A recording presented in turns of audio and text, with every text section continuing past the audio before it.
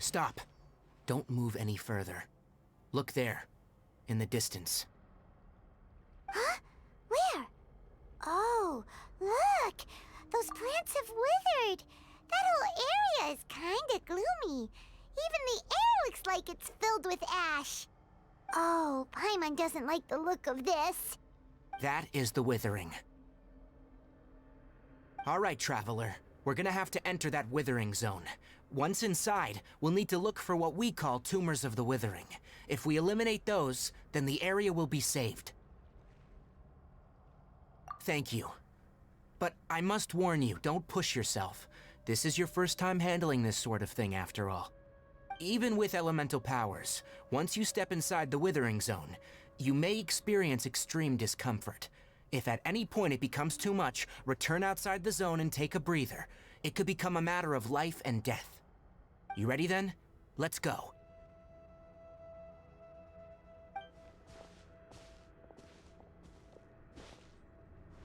First, we must locate any branches sustaining the withering zone.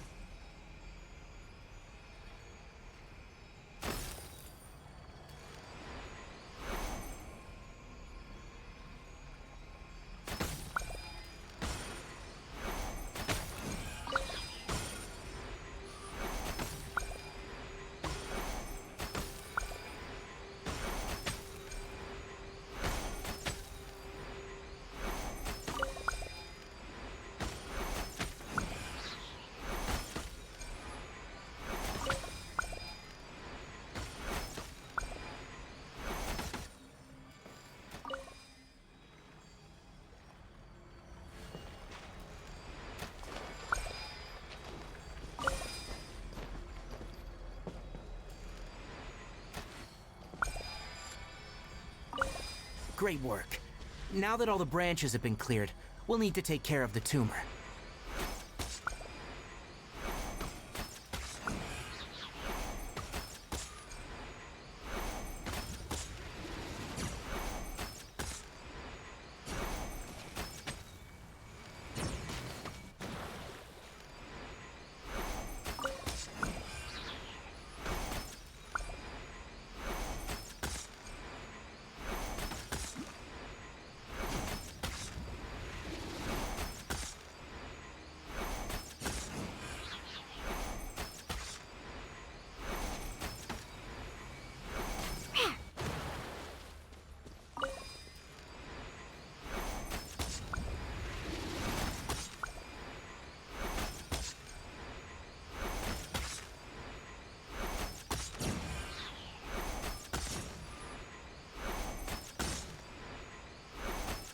Now!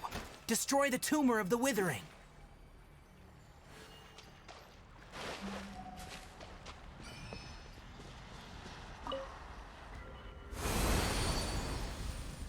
We did it! Everything's returning to normal now! Yes. Thanks to you two, we were able to quickly restore this area back to normal. Tainari? You make it sound like we did well, but why does Paimon have the feeling you're worried about something? It's that obvious, huh? Alright, it's like this. Recently, the rate at which withering zones appear has been increasing. Even though we were able to quickly clear that withering zone, it won't be long before another one appears. If that simply meant more work for me, then that wouldn't be an issue. But it's far more severe than that. The withering is leaving lasting effects on the rainforest itself. For instance, even though we cleared out the withering zone, many of the plants that were affected will not recover. This presents a crisis for the ecosystem itself. Many plants in the rainforest are already in decline, directly impacting the wildlife that depends on those plants. And most disturbingly, as the appearances of withering zones have started to increase, Kale's case of Elazar has also become more serious. Huh? Well, why's that? I'm still not sure of the exact reason. However, I've received word from acquaintances at the academia that similar cases are being reported for patients with other conditions.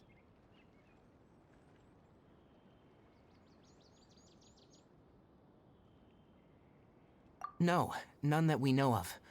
The withering has been recorded in Sumeru for millennia. It's said that it originates from the depths of the world. Oh, by the way, have you heard of Irminsul before?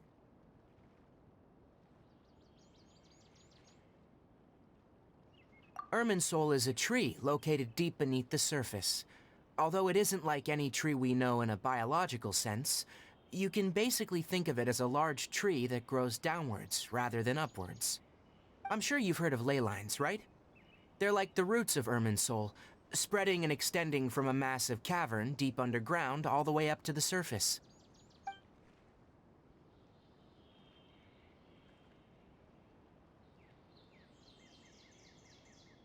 Ley lines continually absorb the memories of this world, which are then funneled into Irminsul, allowing it to collect knowledge and wisdom from ancient times to present day. The Sumeru Archon is known as the god of wisdom because her consciousness is directly connected to it. It is also said that the Sumeru Archon's power is a manifestation of Irminsul. And as for the withering, its emergence is related to a disease that's affecting it.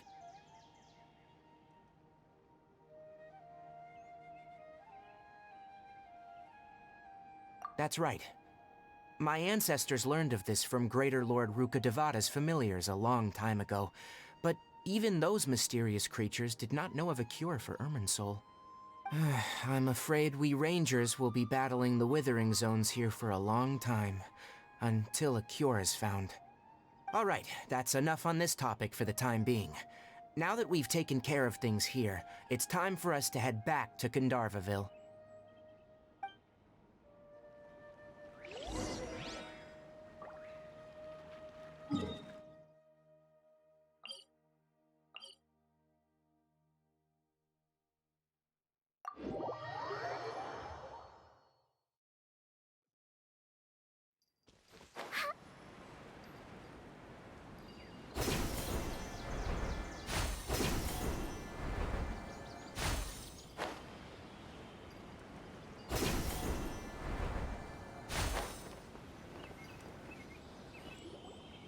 Oh, Tainari, you all made it back. How did it go? The withering zone you reported has been taken care of. No need to worry. Huh? Wait, is that? Oh no, Hypatia!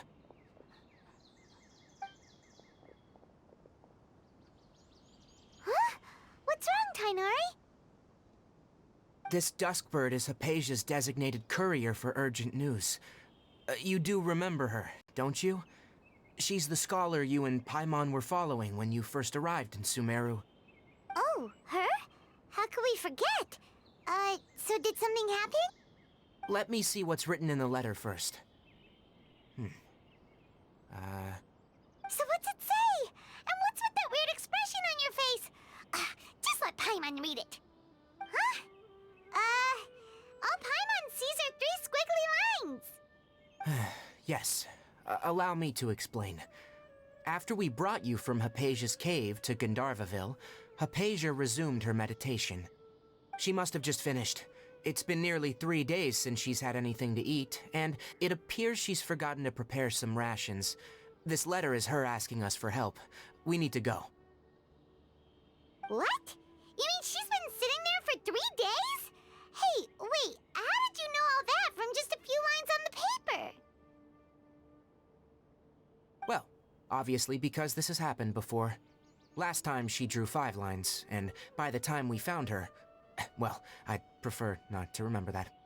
Needless to say, Hypatia's been through worse, but we should still get to her as quickly as possible. I've got some emergency rations set aside for times like these. Paimon, Traveler, could you two bring these to her? Wait, you want us to bring her the rations? But will the Traveler be okay if her cave is still filled with that funny incense? Let's find out. Here, Traveler, take a smell and see. So, how do you feel?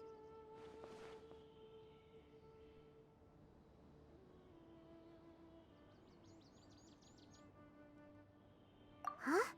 Really? You're not feeling even a little drowsy? But wait, how'd you know that she'd be okay this time, Tainari? Back when we were clearing the Withering Zone, I observed that she could adeptly manipulate the Dendro element. I knew then that she would be fine. And if I may ask, when I was telling you two about Irminsol's ley lines, was what I described similar at all to what you saw when you were unconscious? That's correct.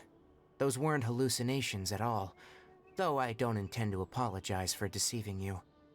Because what you saw is of significant importance, not just for the nation of Sumeru, but the entire world of Teyvat. My forefathers were shown much favor by Greater Lord Ruka Devata. We took an oath to protect this nation together with her. Now that that duty has fallen to me, it was a part of my responsibilities to ascertain whether you could be entrusted with the fate of Sumeru.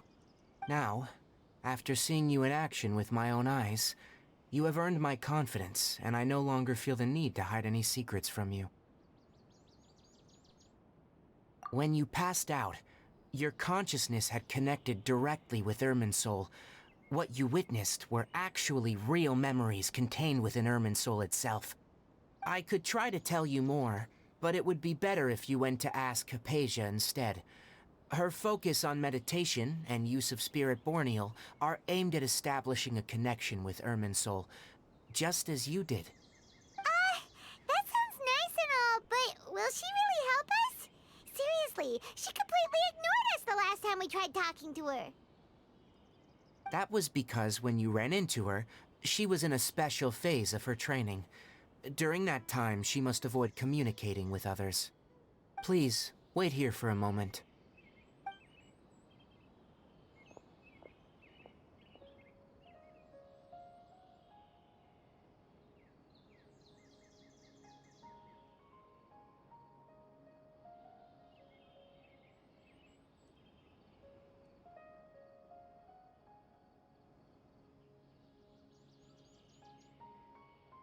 Here, take these. It's a meal I packed for Hypatia, as well as some other ingredients. I'm sure it'll come in handy. Also, here's a letter that I would like you to give to her. Just show it to her, and she'll answer any questions you may have. No, I should be the one thanking you. You've both been a great help these last few days.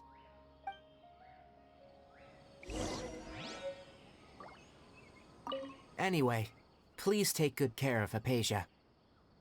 I'll go prepare Kale's medicine now.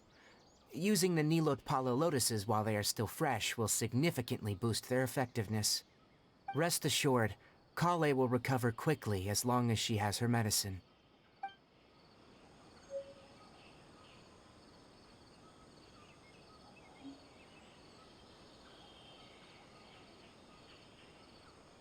Yesterday, a total of 5 dusk birds flew by. Our recent catch was great. definitely have enough for a grand feast this time.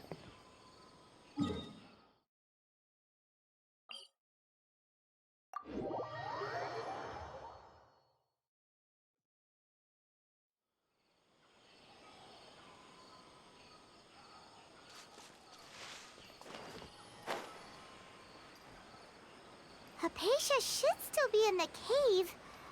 Let's go inside and see how she's doing. I'm flying! Huh.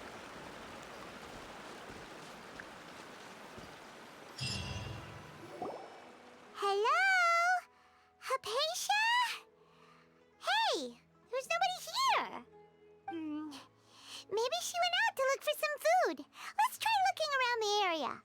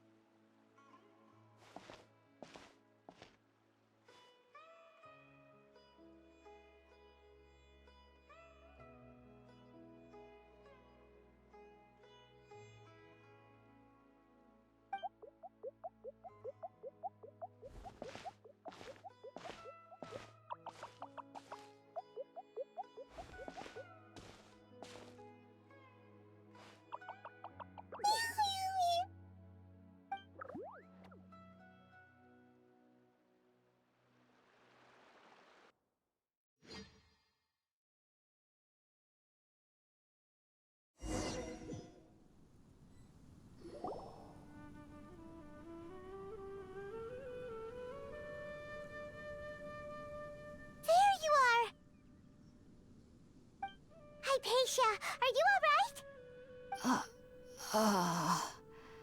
So hungry. Need water.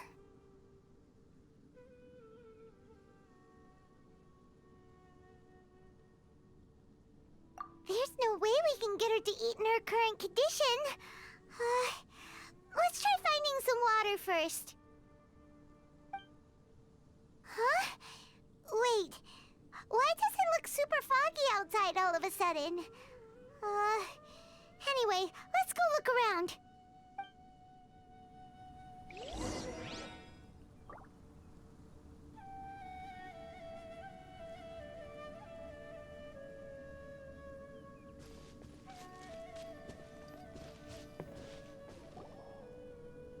Huh? How'd things out here end up looking like this? What happened? And where are we?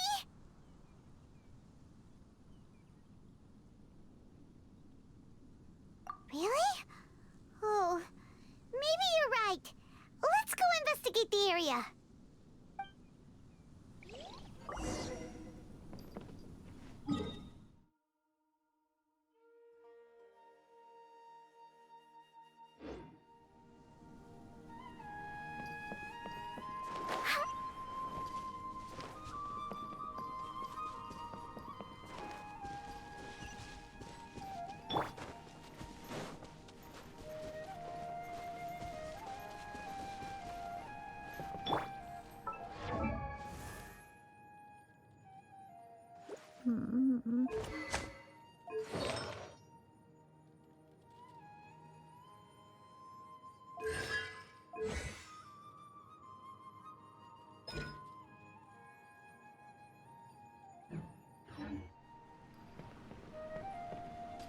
Wow, this place is huge!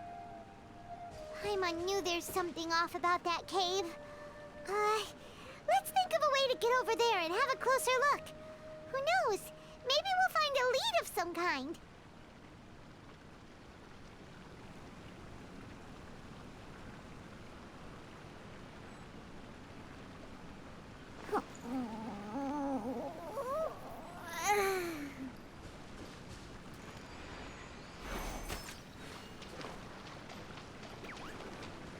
Think you can bully me? Everyone hold hands.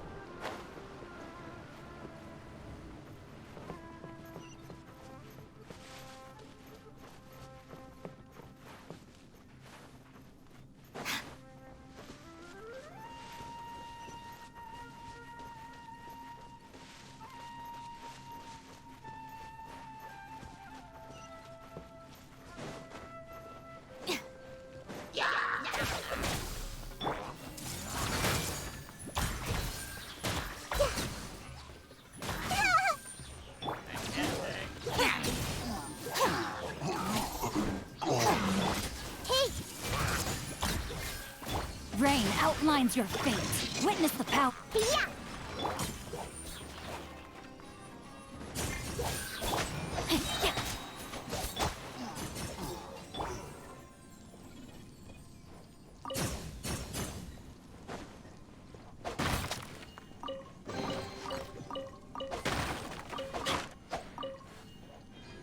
Time to act.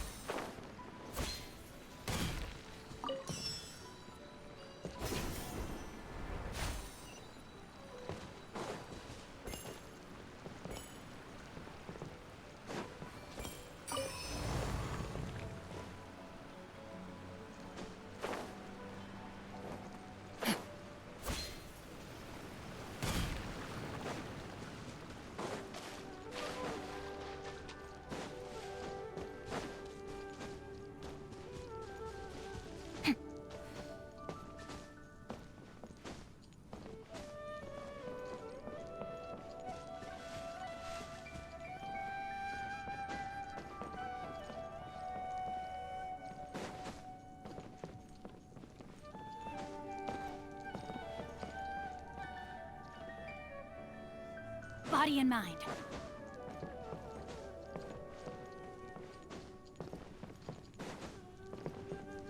Time to act.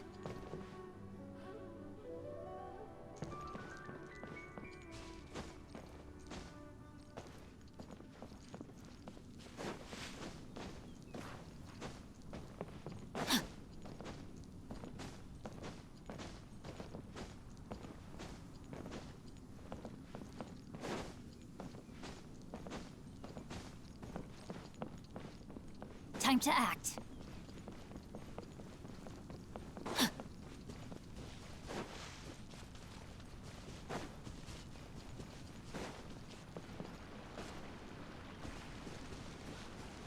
Body and mind.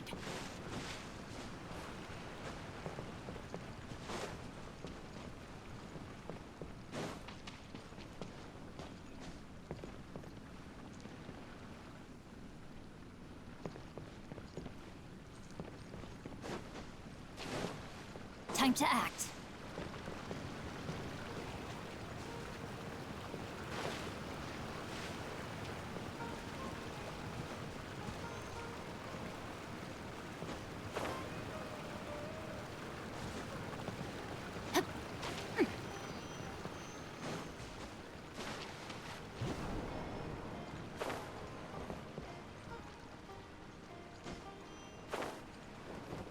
Body and mind.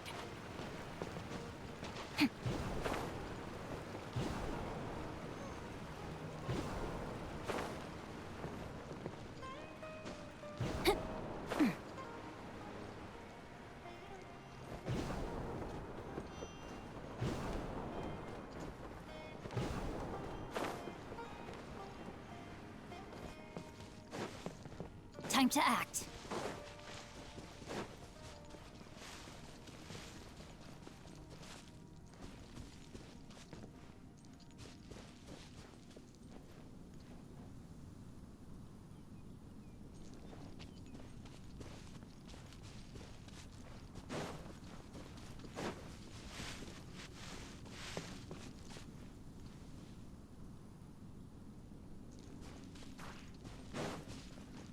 Body and mind.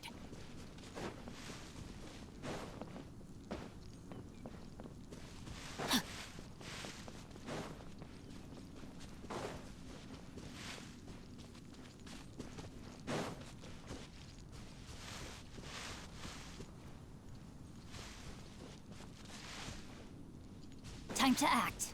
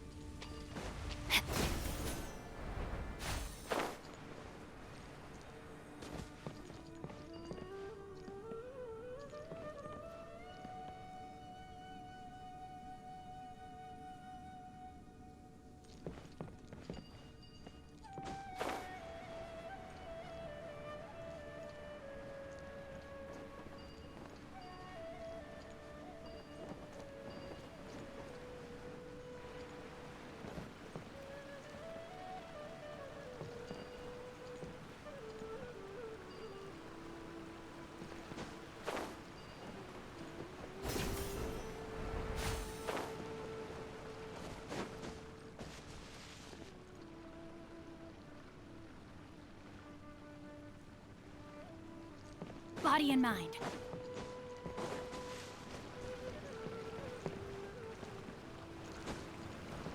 Time to act.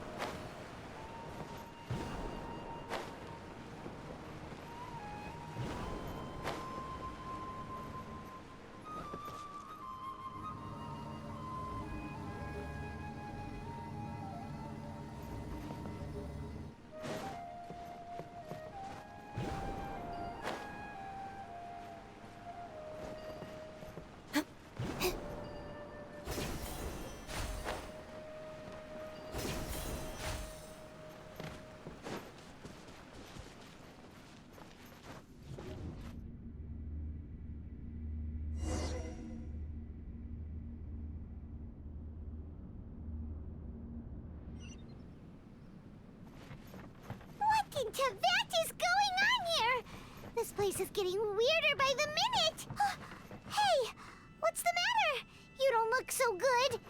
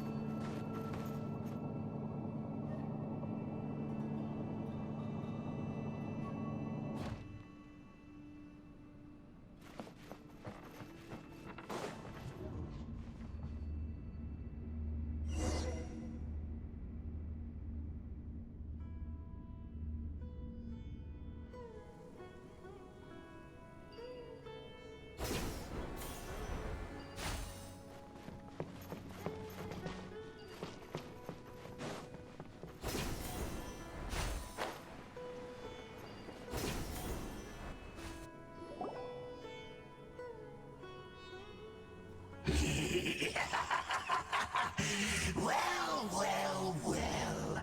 Looks like we meet again, traveler. The Abyss Herald! What are you planning to do in this strange place? Strange place. Plotting. You needn't worry about such things. They don't concern you. Bow before the abyss. Shake it and stir. Stand with me. Everyone hold hands. Rain cutter.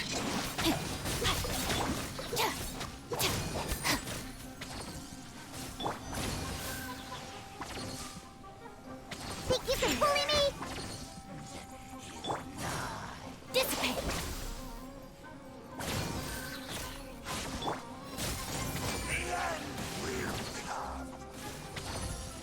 Ah! Ja.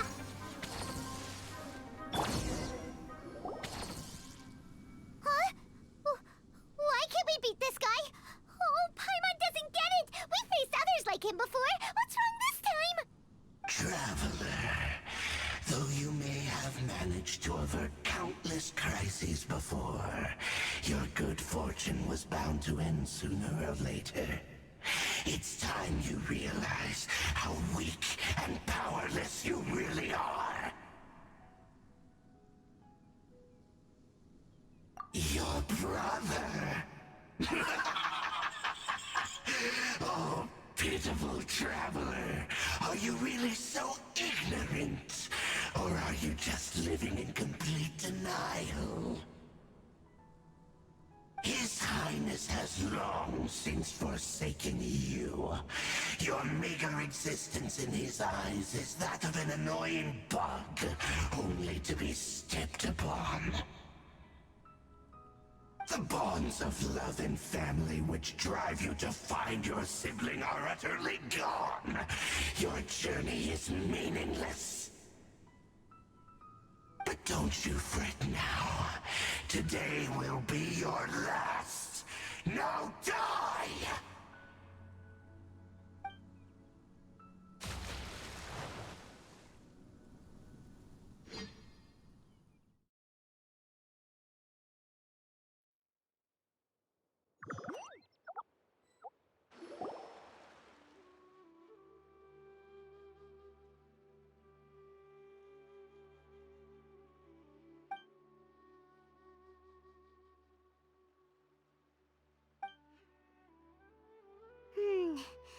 What do we do?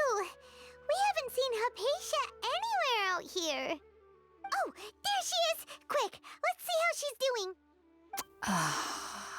So sweet. Mm. Well, the good news is that she's still conscious. Hey, why'd you drop her food on the floor like that?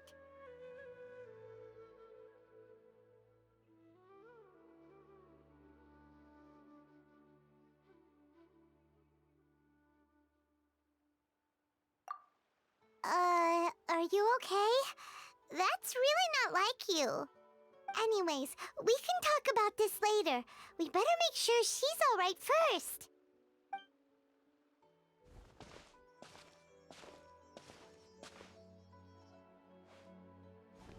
Whoa! Wait a sec. Look at all this fruit lying around her. We can put that to good use.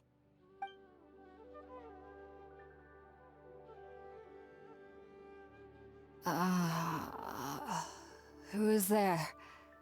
Tainari, is that you?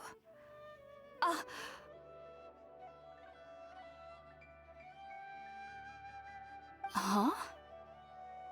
It's okay. You can relax, Hypatia. Tainari sent us here to bring you some food and water. Here, we have a letter that he asked us to give you.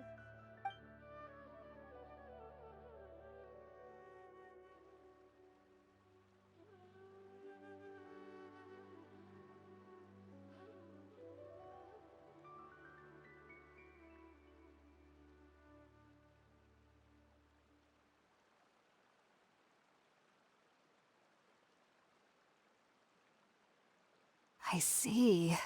So, you're friends of Tainari. I apologize for all the trouble I've caused you. I'm grateful that you came so quickly to save me. You even brought all this fruit. Well, actually, we didn't bring the fruit. It was already here when we arrived. We were kind of wondering about that, actually. When we found you here, there was all this fruit lying around and even some juice dripping from your lips.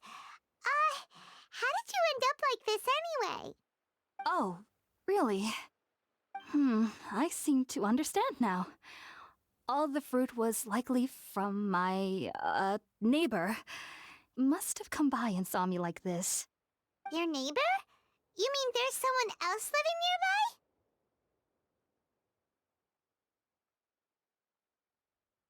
Oh? So you're able to see them too?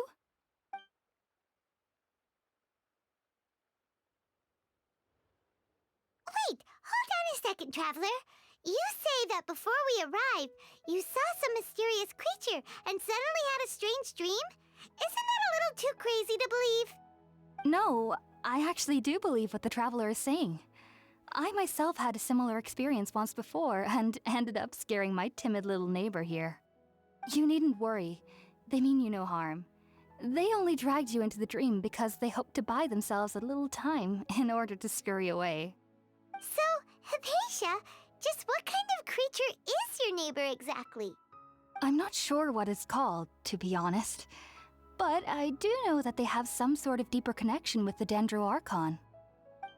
I know this because the first time I saw them was also the exact day my consciousness was able to form a connection with Irminsul. Even after I opened my eyes and stopped meditating, my heart was still pounding, and my mind was racing with all the knowledge that I had touched. And at that very moment, I suddenly noticed a small figure at the opening of the cave. In my curiosity, I began to walk over to the creature. They must have already been used to me living in the cave, because they didn't seem to mind me approaching them. They just kept doing whatever they were up to. It wasn't until I crouched down next to them that they suddenly realized that I could see them. Oh, and then? And then I had a dream. By the time I came to, they were nowhere to be seen. I was convinced they'd never show up again. But sure enough, I saw them nearby a few days later. And they weren't alone. I feel like they aren't as afraid of me as the first time I approached them. But I never would have expected them to save me.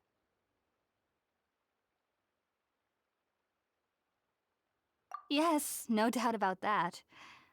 By the way, Tainari mentioned in his letter that you had questions for me regarding Irminsul.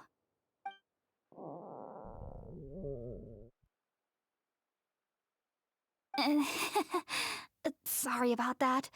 Sounds like just drinking juice still isn't quite enough for my stomach. Well, if somebody hadn't dropped the food earlier... Anyway, looks like we'll need to prepare something ourselves. Besides, Paimon's getting hungry too. Let's eat first and talk about Irminsul later.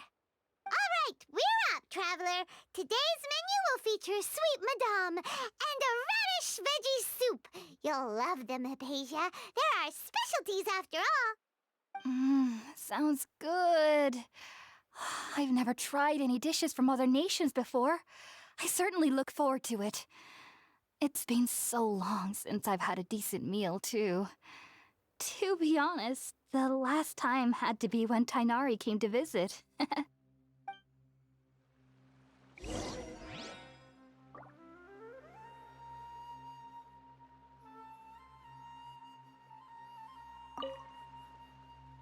Are you already finished cooking? Smells delectable. I'm truly thankful whenever I can enjoy a proper meal like this. Cooking really isn't my forte.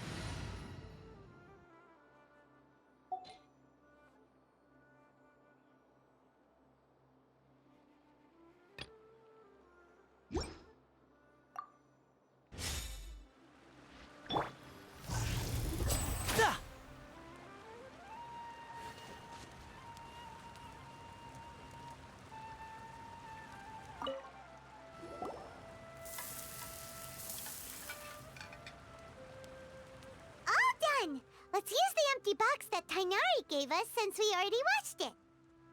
Oh, it smells amazing!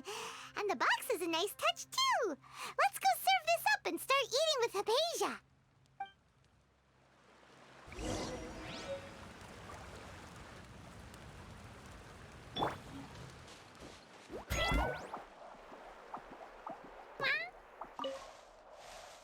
Are you already finished cooking? Mmm, smells delectable. I'm truly thankful whenever I can enjoy a proper meal like this. Cooking really isn't my forte.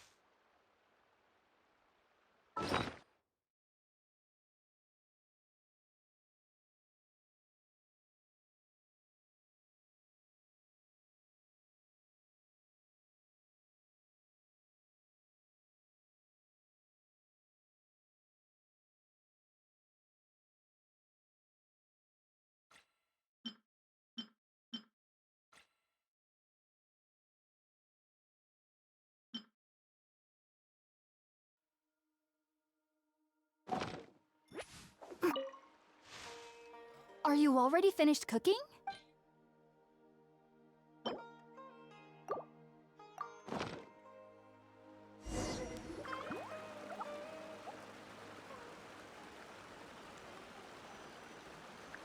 Even though everything you mentioned was in Tainari's letter, it's still hard to believe you were able to connect with Irminsul immediately after smelling Spiritborn eel for the first time. It took me nearly 3 years before I could do so. And everyone at the Academia even lauded me as a genius.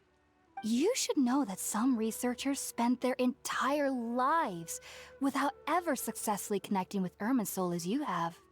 So why does this incense allow people to connect to Irminsul? The ingredients used to make Spiritborn ale primarily consist of plants created by Greater Lord Rukkhadevata. These special ingredients are conducive to heightening our senses to the Dendro Archon's power. Since the root of the Dendro Archon's power lies within Irminsul, we can occasionally tap into her powers to peer into the depths of the earth.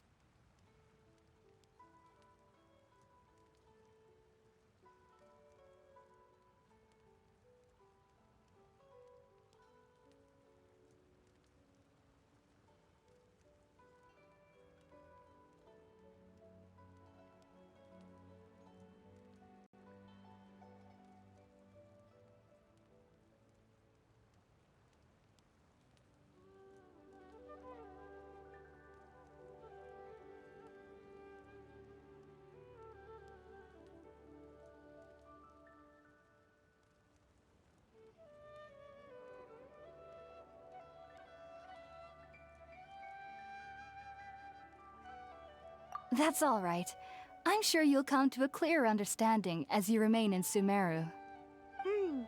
Makes sense. But Paimon's got a question. Why was she sensitive to the smell of those plants for such a long time? That was primarily due to her body's unique constitution. Stimulated by the incense, she could perceive the Dendro Archon's power and experience the sensory overload, hence the adverse reactions.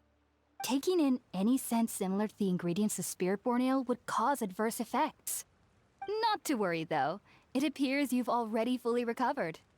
Technically, your body should still be sensitive to the powers of the Dendro Archon, but unless you're using intentional meditation techniques, the scent of Spiritborn ale should no longer trigger such reactions. Whew. Well, that's a relief.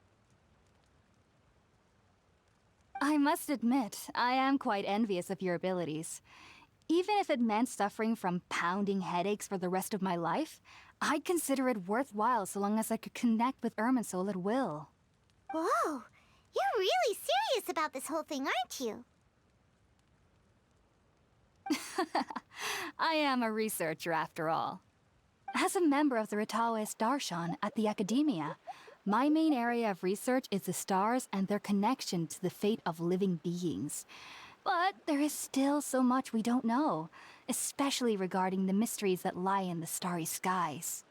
Which is why I must turn to the all-knowing Irminsul for answers. If only my perception wasn't so limited. Unfortunately, I cannot guarantee that my every attempt to attune with Irminsul will be successful, or that doing so will leave my consciousness intact. I am currently in the stage of training known as Satyavada life. Many researchers in Sumeru have lost their minds while seeking to attune with Irminsul during this stage. Sages have said that Irminsul contains divine knowledge, and touching such knowledge without the proper preparations and abilities will only lead to one's mind caving in on itself. That's why we meditate alone. We need to ensure that our minds will be calm while minimizing the possibility of involving anyone else. Whoa. So knowledge from Irminsul could be super dangerous. Don't you ever feel afraid of the risk, Hypatia? Of course I do. Especially during nights that are pitch black with no moonlight, and dead silent without even the sound of insects. However, I've been feeling better as of late. I don't get as scared anymore knowing that I have a little neighbor living nearby. I believe that being able to see them is a sort of blessing from the Sumeru Archon. But what's strangest of all is that they're clearly an envoy of the god of wisdom herself, and they have the curious power to make people dream. What's so strange about that? It doesn't sound so out of place for a divine being, does it? Well, it's strange because nearly nobody in Sumeru can ever dream. Huh. Is that true? Yes, well, to an extent. Only children can dream in Sumeru. Adults, however, never do. The sages say that wisdom implies rationality, but that which occurs in dreams is often neither rational nor logical.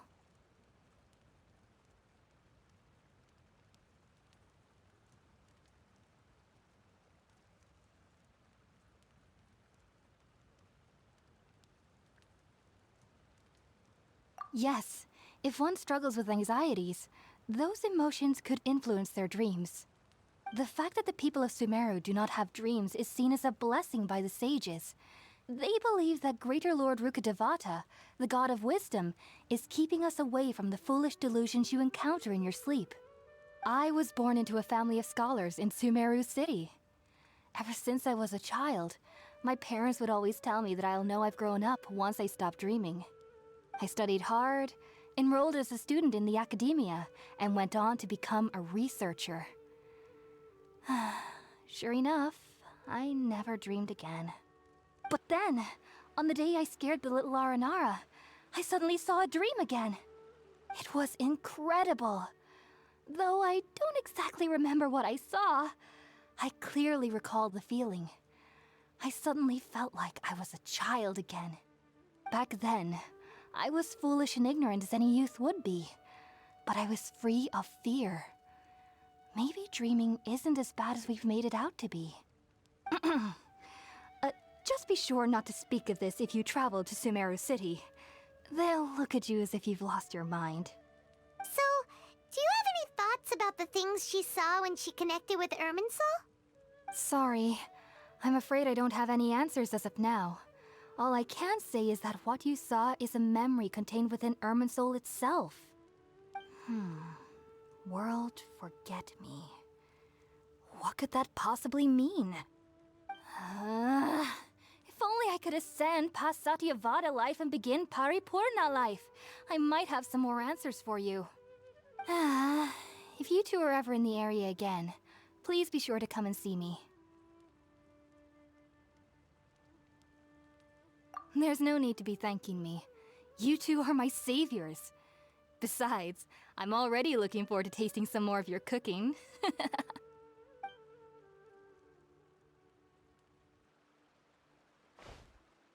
Now that we know Hypatia is alright and had the chance to ask her some questions, Paimon thinks it's about time to head back to Gandharvaville.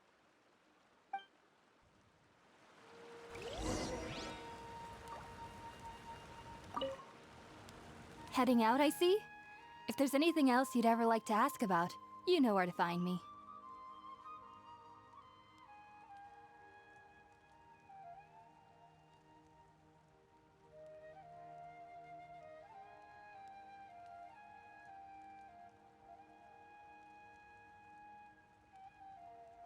Even though that little neighbor of mine was able to induce a state of dreaming, I doubt they were able to control the actual contents of the dream. The end of your dream seemed quite terrifying. Perhaps there's something that's troubling you deep inside? Not to worry, though. I'm sure you'll be able to handle whatever comes your way in the real world. As someone from Sumeru who cannot dream, I needn't ever worry about nightmares.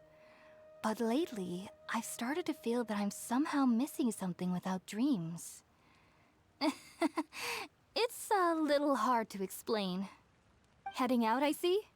If there's anything else you'd ever like to ask about, you know where to find me. Sumeru researchers use Spiritborn Ale to assist them in connecting with Irminsul to extract knowledge from it. Though the process can be risky, we believe that the knowledge gained is worth it. Unfortunately, I cannot help you understand your dream. At least not yet. I'm still learning how to attune to the depths of Irminsul myself. I hope that I'll be able to ascend past Satyavada life and gain deeper insights. Heading out, I see? If there's anything else you'd ever like to ask about, you know where to find me. I've heard local children here in the rainforest speaking of fairy-like creatures. But I'm from Sumeru City, and have never heard of such things when I was a child. Perhaps this is because I had a very strict upbringing. My parents would seldom allow me to play with other children. I doubt they'd ever believe me if I told them about my little neighbor out here. And speaking of my little neighbor, I think they can somehow sense when Tighnari is coming to visit me. I've noticed on several occasions that as they're playing under the trees, they'll suddenly tense up and scamper away for no apparent reason. Shortly after they do this, Tighnari always shows up here. Perhaps I should ask Tighnari about this the next time I see him. Heading out, I see? If there's anything else you'd ever like to ask about, you know where to find me. Take care. Do remember to come visit anytime you're in the area. I would be happy to chat with you.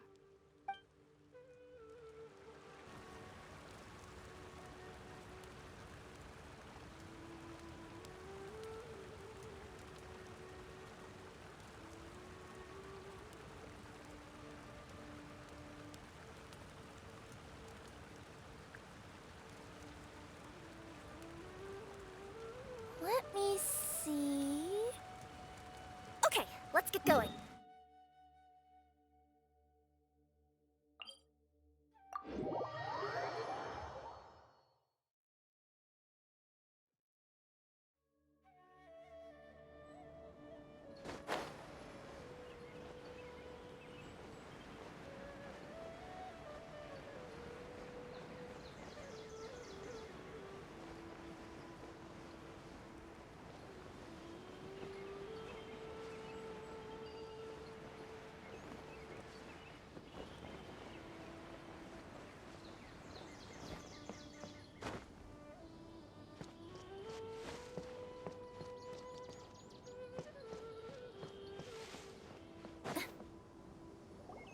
Think about it, Tighnari. Refusing to join is tantamount to burying your head in the sand. I understand that you're a forest watcher, and that it's your duty to combat the effects of withering zones. But isn't it evident that such work is not a lasting solution to the problem? As Sage Kage clearly stated, your presence and guidance in Sumeru City is pivotal in finding a cure for Irminsul. How could you possibly refuse? Keep your emotions in check, Ghulam. Let's at least listen to Tighnari's reason for declining. We're here to invite him to the Academia, not to cause a scene. Sage Kage, I am truly honored that you came here in person, but I'm afraid I must still decline your invitation. I am merely a forest watcher. How could the great minds of the Haravatat have any need of someone like me? Well, it turns out that your refusal letter had some implications on your master's reputation. He is a renowned sage of the Immorta, after all. So now I've come here in his stead. I see. Well, I figured that given his temper, he would come here and... Tighnari, your master is an integral part of this effort, and now he requires your assistance. And what exactly does my master need of me, Sage Kage? You'll know once you've arrived in Sumeru City, that is. And, how long will I be required to stay? There's no definite answer as of now. Do you mean to tell me that, despite coming all the way here to Gandharvaville, you still can't answer the questions I laid out in the letter to my master? If that's the case, then I'm afraid I cannot give you a definite answer either. Tainari, but you... So be it. Come, Gulam, we're leaving.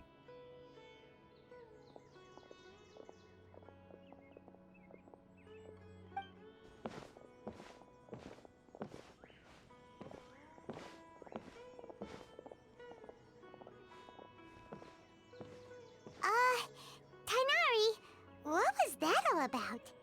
It's nothing. Some people from the academia wanted me to go to Sumeru City to assist them with a project, but I had to refuse on account of all my responsibilities here. But all that can wait. How did things go with Hypatia? It was quite the eventful trip, but the main thing is that she's safe and sound. She answered a bunch of questions for us, too. Very good. Now that the Traveler has made a full recovery, there shouldn't be any reason for you to tarry here longer. I assume you will be heading to Sumeru City, correct? That's right. We want to meet Lesser Lord Kusanali and ask her for advice. Do you have any idea on how we can find her? Sorry, I'm afraid I don't have any advice for you there. Well, do you at least know anyone we can try asking in Sumeru City? Let me think. My trips to Sumeru City have been fairly short, and most of my acquaintances are researchers. Oh, how about this? I'll write you a letter of introduction that you can give to a researcher I know. He's from the Amorta Darshan and is adept at gathering information. Asking him might prove worthwhile. Also, when you enter Sumeru City, you'll probably end up receiving something like this item here. I'm not sure if it will ever come in handy for you, but maybe you can give it a try. Oh? What is it? It's called an Akasha Terminal. It's a tool produced by the Academia that utilizes the legacy of Greater Lord Rukkhadevata. Some say that this item is the very basis of Sumeru's reputation as the City of Wisdom. Needless to say, this device and its usage fall under the Academia's expertise, so I'll leave it to them to show you how to use it. Great! Next up, Sumeru City! But wait, before that...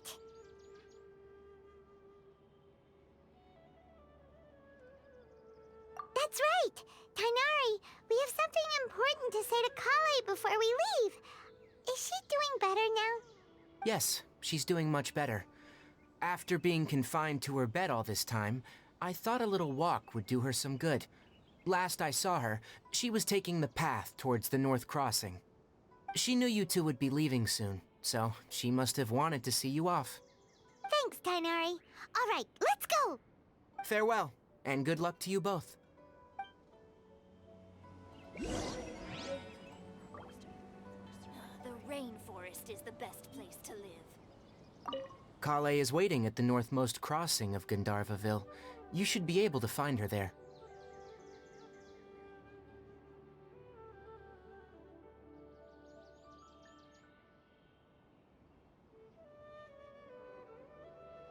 Don't you worry about Kale. I'll look after her. I'll find a way to understand the relationship between the Withering and her disease. Kale is waiting at the northmost crossing of Gandharvaville. You should be able to find her there. It seems there's a major project underway at the Academia, and my master has also joined the effort. But I can't afford to leave Gandharvaville now. Things are not going well here in the rainforest, and Kale needs someone to watch over her. Besides, I never was one for all the pomp and circumstance of life at the Academia. Given that my master hasn't come to give me an earful personally, it seems that my presence is not as sorely needed as they make it out to be.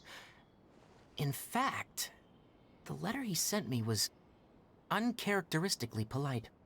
Kale is waiting at the northmost crossing of Gandharvaville. You should be able to find her there.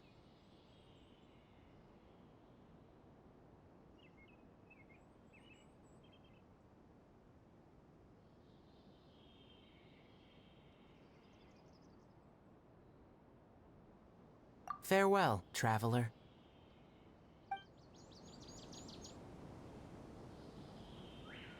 For the next interview, I think I'll start with these questions.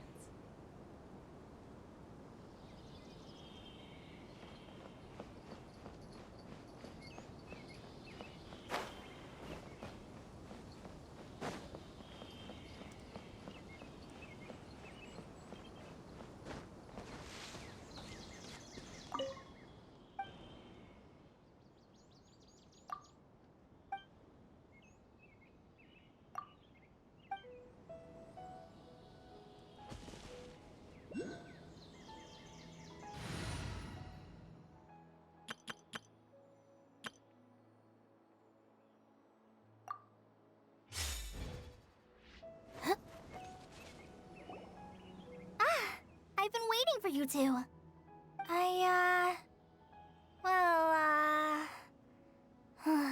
Never mind.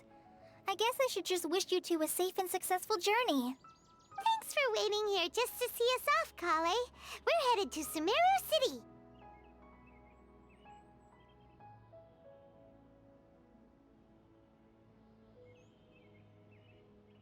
Don't worry about me. I can take care of myself. My condition won't be getting in the way of my duties. I want to be a forest ranger after all. It's up to me and the others to protect the rainforest here. And, I'm sorry. I should have told you both about my condition when we first met. I just wanted you two to treat me as a normal friend, not some girl that needs your sympathy. But I guess now I understand that the most important thing is for friends to be genuine with one another. There's no need to apologize, Kale. We should be thanking you for trusting us enough to be your friends and sharing your past with us. We're probably still gonna worry about your condition, but that's because we're friends and we care about you. Thank you. That means a lot. Before you leave, I have something for you. Oh? What is it? It's my recipe for pita pockets. I told you that I'd give you a copy, remember? My handwriting is a little, messy, so please don't laugh. Yay! Thanks, Kale. Now we can eat those scrumptious little pitas whenever and wherever we like. I hope that whenever you eat them, you'll both remember your time here in Gandharvaville.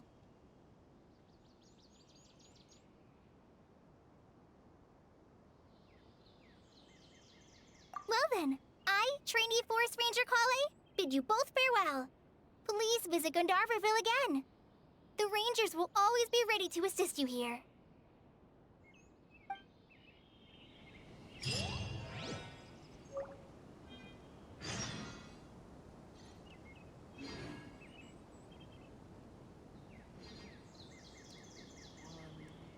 Just let me know if you ever find yourself in a pinch. I can help you out.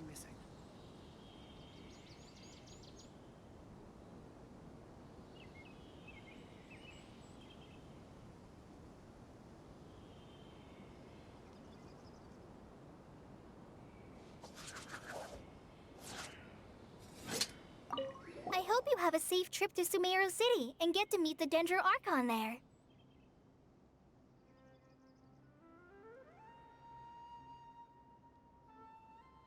I'm much better now. I'll be back on patrol again starting tomorrow. Even though I'm not quite ready to help Master clear the Withering Zones yet, there are still plenty of other tasks for me to handle. Oh, and Traveler? If you ever see Amber again during your travels, please don't mention my illness to her, okay? Amber knows about my case of Elazar and what's happened in my past, but I haven't told her about my condition getting worse. I guess I just don't want her to worry about me. If the need arises, I'll tell her about it myself. All right, we understand, Kale. I hope you have a safe trip to Sumeru City and get to meet the Sumeru Archon there. Kinda hard to believe that Master Tighnari can cook, isn't it? His culinary techniques are very polished, but his taste is a little, unusual. It's not really his fault, though. He just has a sensitive tongue and nose, so he prefers much lighter flavors. The last time I went a little too heavy on the spices for my pita pockets, Master started having a sneezing fit. Of course, I never heard the end of it after that. I hope you have a safe trip to Sumeru City and get to meet the Sumeru Archon there.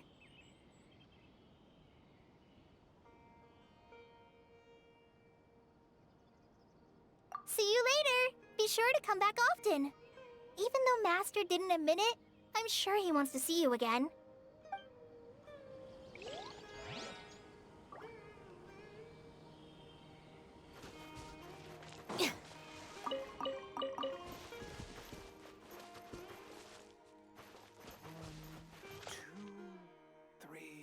Good.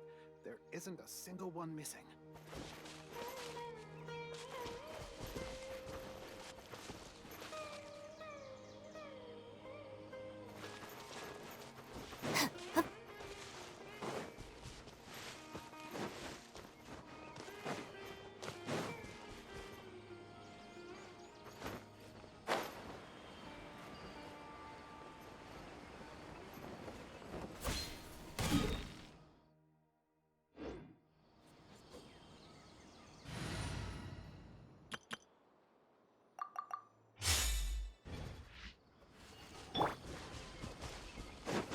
Yeah.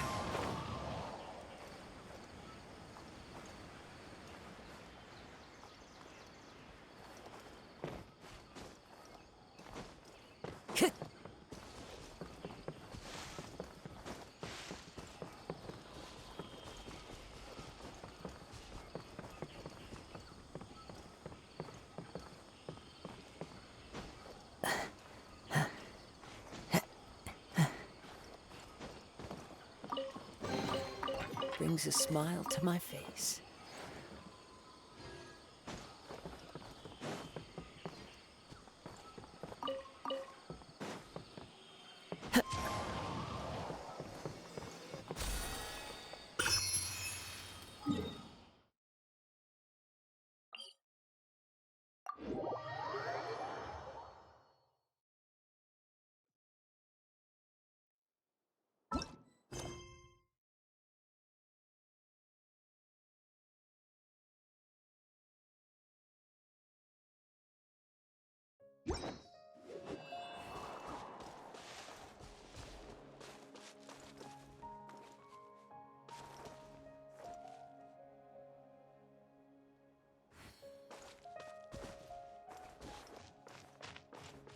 I pray all the children will stay. I only take orders from my employer. All my goods come directly from the...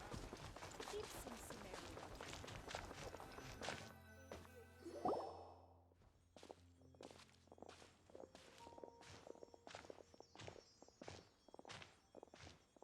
Sumeru City!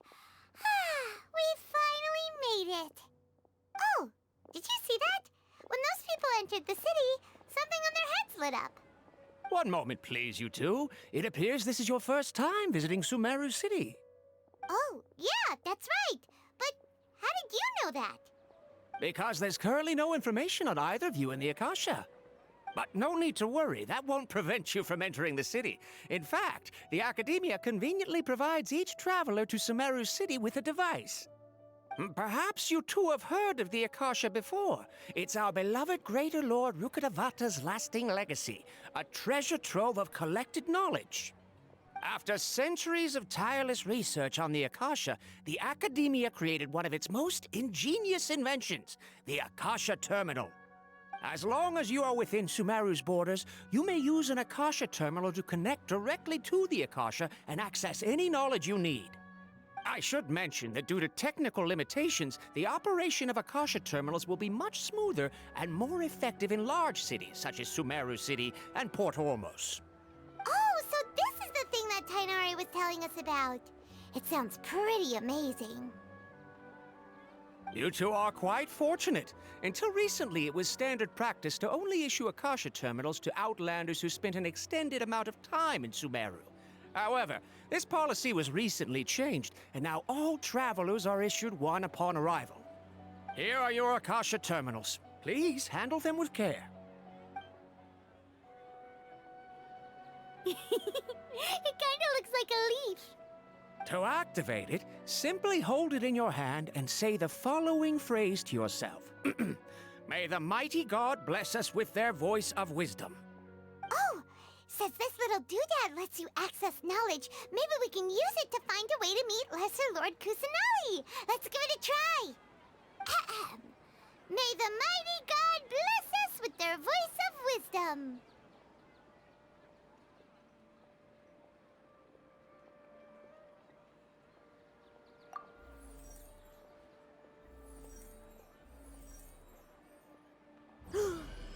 Whoa! Just now, something clicked, and Paimon suddenly knew how to use this thing.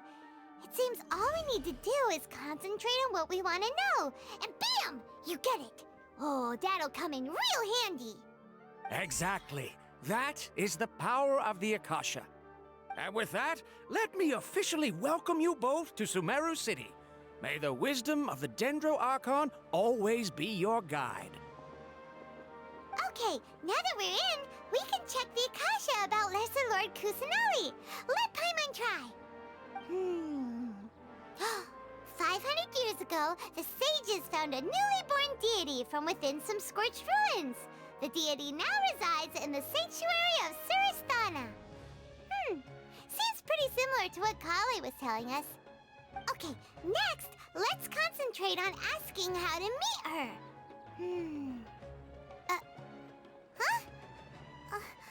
Paimon doesn't sense anything. The Akasha didn't respond to Paimon's question. Oh, come on! Ugh. Focusing on this question feels like when you have something you're trying to remember and it's on the tip of your tongue, but you just can't think of it. Ugh. Paimon's brain is exhausted.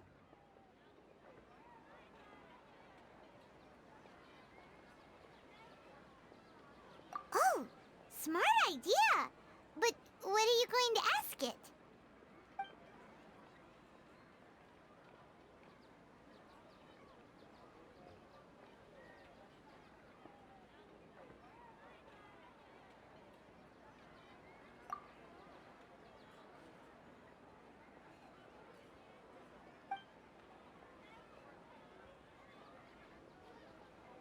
Huh. Could it be because we're Outlanders and we've only just arrived in Sumeru?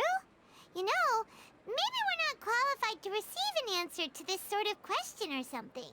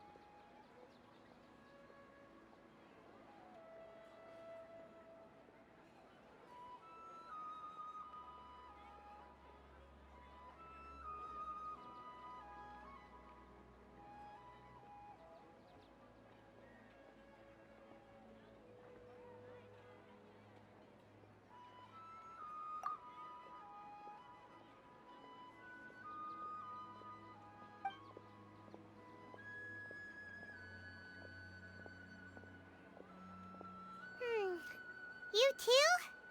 Well, glad it's not just Paimon.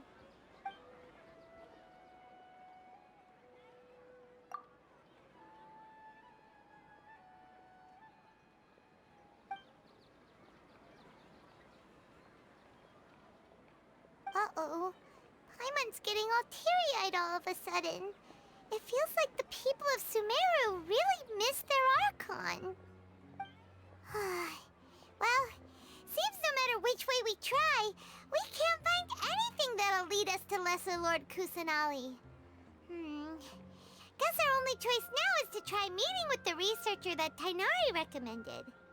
He's from Sumeru and even has a position in the academia.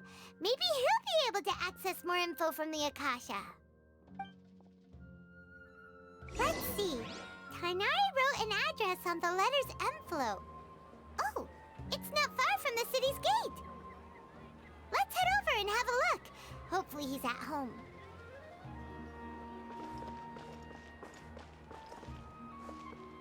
Watch out for pickpockets.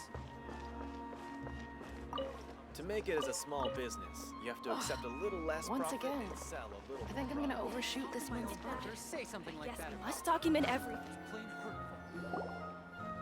Hello, are you Rohawi? Yes, that's me. Can I help you? Great! You see, Tainari sent us here and... What? Tainari? Please, there's no need to say anything, really. Sure, I admit that the article I published last month wasn't my best work, and maybe the data didn't produce the most convincing results, but...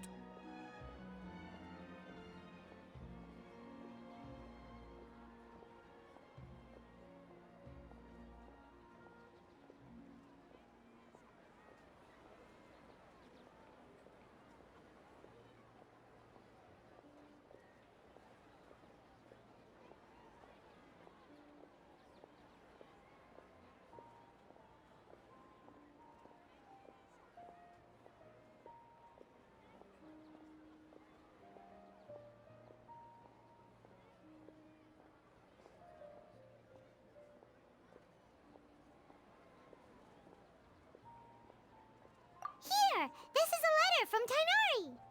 Oh, let me see. Oh, ooh, what a relief. You two nearly scared the life out of me. So you two just have some questions for me? Seems even Tainari acknowledges my innate ability for procuring information. So, what is it you two would like to know? We want to meet with Lesser Lord Kusanali. Do you know a way we can do that?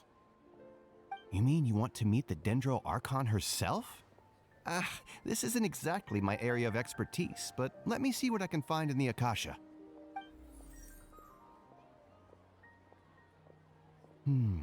Sorry, the Akasha didn't respond to my query. What? You too? But what about your abilities for getting information and all that? Paimon was sure you'd be able to access more info than we did. Well, as I said, this isn't my area of expertise. I am but a lowly researcher, so the Akasha doesn't see a need for me to know more about the Dendro Archon. All I know is that ever since Lesser Lord Kusanali returned to Sumeru, she's never left the Sanctuary of Sorasthana or made a public appearance. Huh. Didn't expect her to be such a mysterious figure. The Dendro Archon is somewhat of a recluse. Perhaps she just doesn't want to entertain visitors, which would explain the lack of information in the Akasha. Aw, but then what can we do? No need to worry just yet. I'm only hypothesizing here. You could certainly try asking around and see if anyone else has ideas. And besides, you two should consider the bright side of things. Not being able to see Lesser Lord Kusanali may not be a bad thing. In this world, there will always be information you cannot obtain from the Akasha and things you can never accomplish. Knowing when to yield is a form of wisdom. Take me, for example. It's a miracle if my brain cells can spit out one paper every 3 years. But Tainari? That guy can publish 3 papers in just a single year. Okay. Thanks for your advice. Don't mention it. If you two ever want information about things like who's been promoted within the academia or relations between the 6 great sages, come find me. Hey, come on! This is a survival skill at the academia. Oh, Paimon's expectations were pretty low, but this is so low it's like digging holes in the dirt. So what do we do now? Even if we want to talk to someone, we don't know anybody here. Huh? Like who? Oh, you're right! Catherine! The Adventurers Guild has its own intel network. Let's hurry and find her.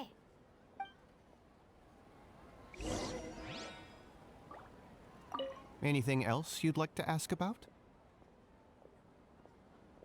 Sage is the highest rank for an academia researcher. Since the institution's founding, each of the 6 great sages represent the finest mind and leader of their respective darshan.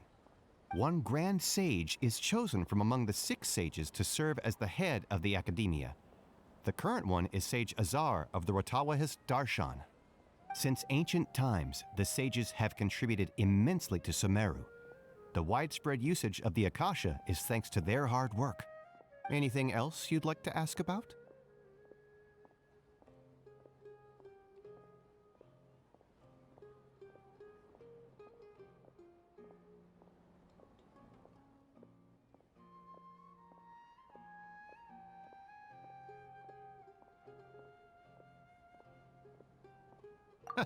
I just knew you'd be curious about that. Although the 6 Darshans conduct research in different disciplines, their sages frequently interact with one another when managing academia affairs. In the Immorta, our leader is Sage Nafis. His temper is legendary. We researchers are terrified of him, and even the Grand Sage gives him some leeway. He hasn't shown his face lately, though. Rumor has it that he's currently involved with some major project. Thankfully, he's been so busy that I was able to publish a paper. Anything else you'd like to ask about? See ya. Take a page out of my book and learn to look on the bright side of things.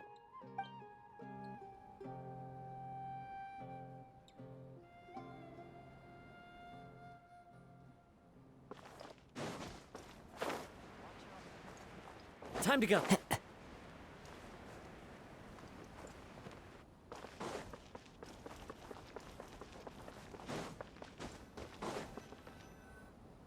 Ad Astra Abyssosk. Hello, Traveler and Paimon. Catherine, we need your help with something. Understood. The Adventurers Guild is always ready to serve you. With what do you require assistance? We want to meet with Lesser Lord Kusanali. Do you know a way we can do that? You two wish to meet with Sumeru's Archon. Understood. Please wait.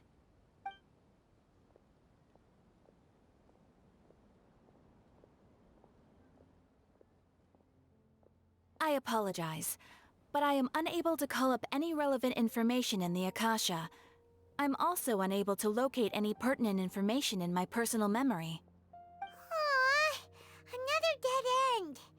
Well, if Catherine can't help us, then we really don't know anyone else to ask now. Please do not worry. I may know of someone who can help you two. In Sumeru, the Adventurers Guild does not serve as the vanguard of information.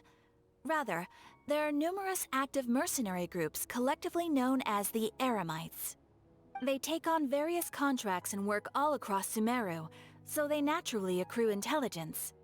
An Eremite brigade called the Corps of 30 is in charge of Sumeru City's defenses. Not only are they the oldest brigade, but they are responsible for managing and coordinating the affairs of all other mercenary brigades. Corps of 30? What a weird name. Supposedly, they are named as such because their ranks numbered 30 at their inception. Asfand, an advisor with the Corps of 30, maintains good relations with the Adventurers Guild. Though he's already retired, he and his words carry great weight within mercenary circles. If you'd like to get in contact with him, you can find him at the Corps of 30's headquarters, the Citadel of Rexar. You're welcome. I wish you two the best of luck. We look forward to your exploits in Sumeru. All right, off to the Citadel of Rexar we go!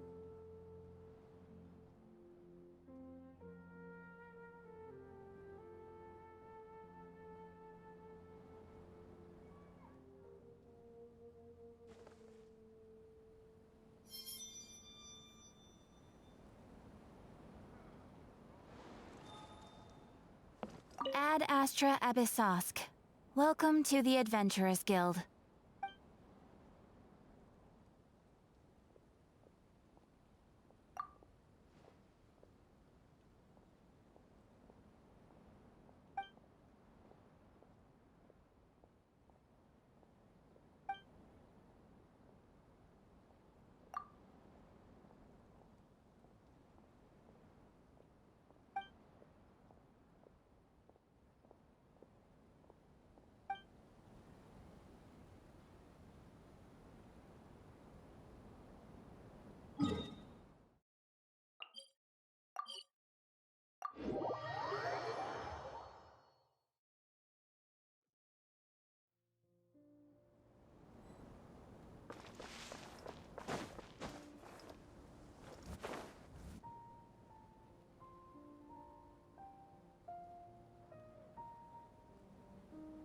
Welcome. The Adventurers Guild told me to expect you two. It's nice to meet you, Osfond. We'd like to ask you about something.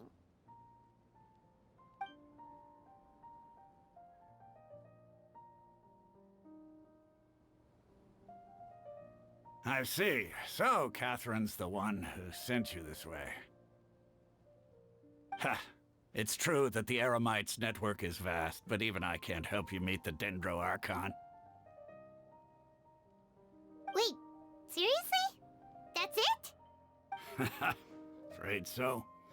The Eremites aren't terribly religious, so we don't know much about divinities. As far as the Akasha goes, we can access even less than you. We originally came from the desert. The gods there died off long ago. Since those days, we've used our own two hands to carve out a living. We don't beg gods for their aid. It isn't just us, though. If you ask me, I think most in Sumeru aren't interested in Lesser Lord Kusanali. Oh? Why's that? Just take the Academia, for example. They're the ones who truly rule Sumeru. Although they believe in gods, most of them only care for the late Greater Lord Rugurtavada.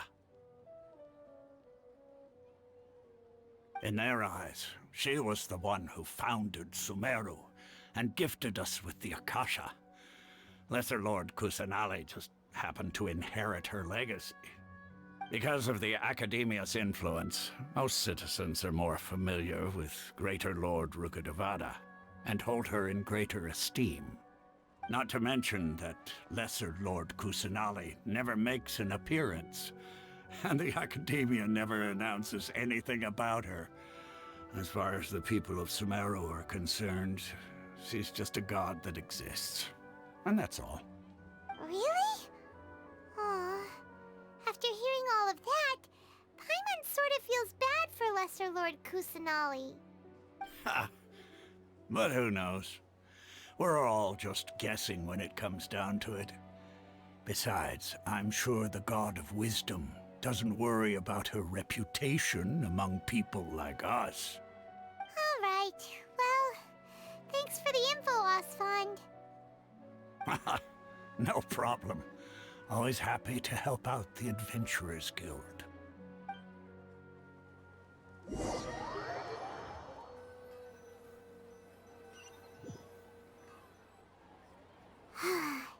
Seems Osfond was right about most people's attitudes here.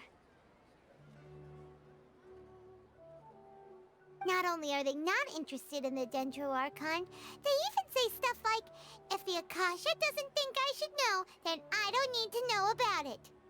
We've been asking for information non-stop ever since we got to Sumeru. But the harder we try, the more helpless everything seems. Isn't there at least one person in this entire city who cares about Lesser Lord Kusanali? Oh, you two are interested in Lesser Lord Kusanali? Huh? Who are you?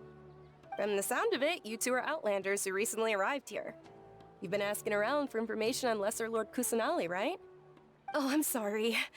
I forgot to introduce myself. I'm Dunyarzad, one of Lesser Lord Kusanali's faithful followers. Whoa, really? Then do you know how we can meet with her? I'm afraid I can't help you with that. But your conversation earlier did happen to remind me of a legend about the Dendro Archon. Sure. It goes like this. Long, long ago, there was a man who heard a prophecy. It predicted that a great calamity was about to befall him. Panicked by what he heard, the man sought out the Dendro Archon in hopes that she would bless him with the wisdom to help him escape his predicament. The man journeyed across deserts and through rainforests and experienced tribulations of every kind. However, he still couldn't find any trace of the Dendro Archon. In despair, he thought, alas, the Archon has abandoned me. He then had no choice but to sorrowfully resign to his fate. Okay, and then what happened? And then, the calamity came. But to his own surprise, the man felt somehow emboldened by the trials of his journey. By relying on his own strength, he managed to overcome the adversity. At that moment, a bird perched upon his shoulder. This bird was, in fact, an avatar of the Dendro Archon. She said, "Oh, Archon Seeker, do you now understand? She and her wisdom have long been found by you. Along your journey, we were in every flower and blade of grass, every ray of sparkling sun, and every breath of dancing wind. So long as you continue to think and ponder, we'll be wherever you go."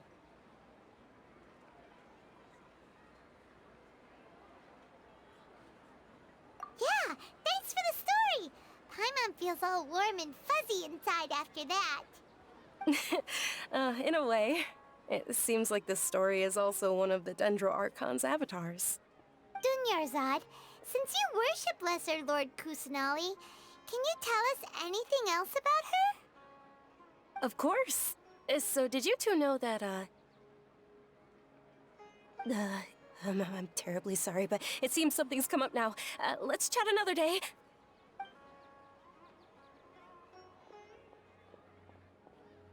Hey, wait! What the heck just happened? It looks like they're searching for someone.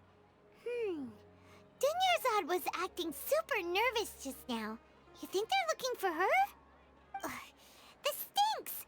We finally managed to find a lead about Lesser Lord Kusanali! We can't let them get in the way now! Let's see if we can get rid of them. Then we can catch up with Dunyarzad!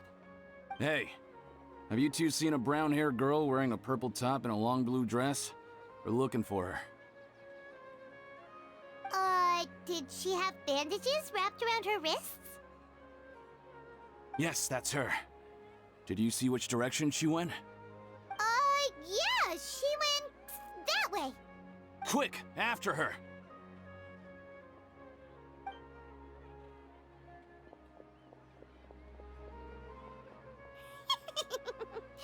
That should keep him busy for a while.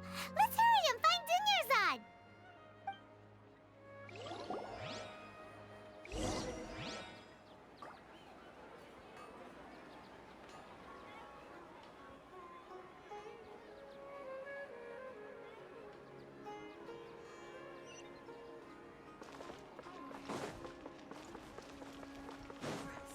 Just take my word for it. There you are, Dunyarzad! We thought you might have been long gone by now. Oh, it's you two. Oh, you startled me there. You can relax now. We threw those people looking for you off the trail. Really? Thank you so much. Unfortunately, I believe there's still more of them out there looking for me. Uh-oh, looks like there's some coming this way. Huh? More of them? Then what are we standing here for? Run! No, wait, my body isn't in the best shape. It's difficult for me to run. Okay, sounds good. There's a tavern on the other side of the port we can go to. They probably wouldn't expect me to hide in a place like that. All right, let's move out. Stay behind us. We'll keep an eye out for anyone looking for you.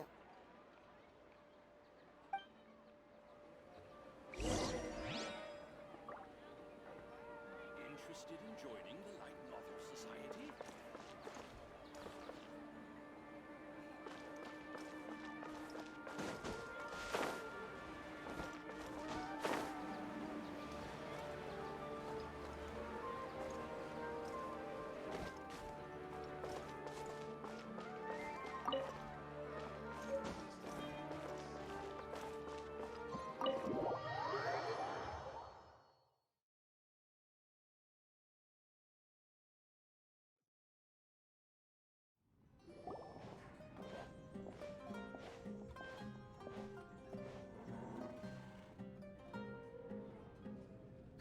We made it. Oh, they shouldn't be able to find us now. Wait, stand down, Dia.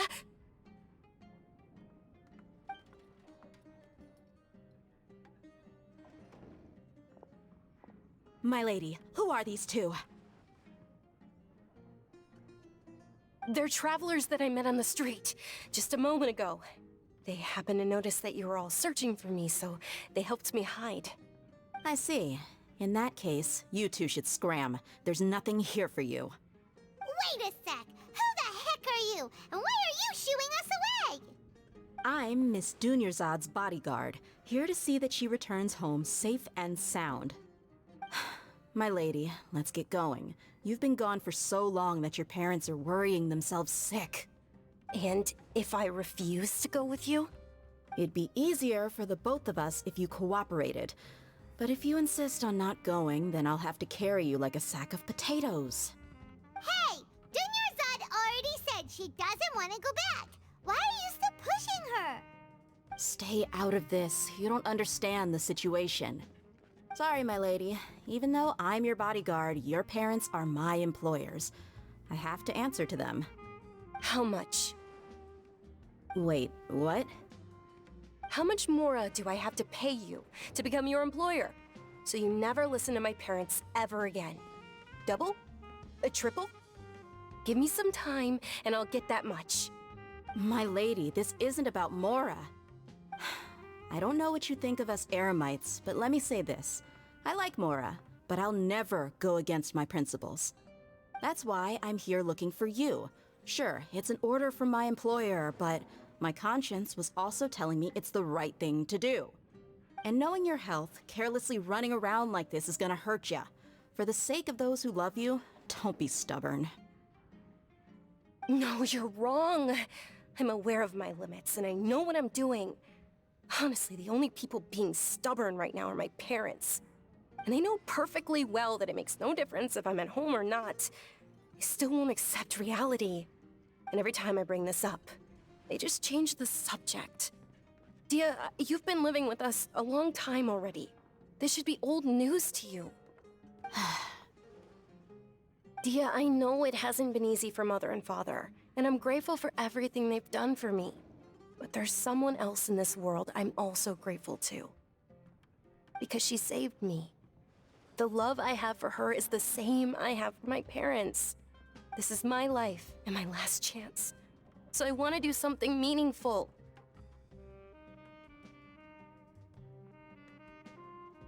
My lady, are you sure what you're doing now is meaningful? Yes, I'm sure. At least, it is to me.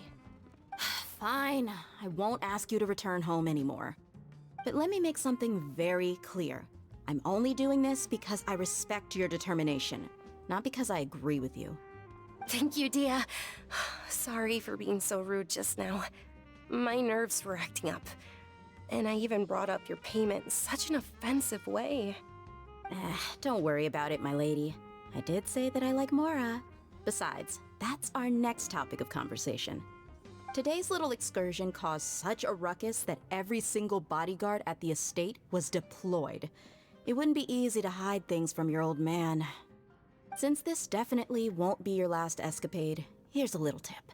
You should at least make it look like your room and things are still in order when you leave.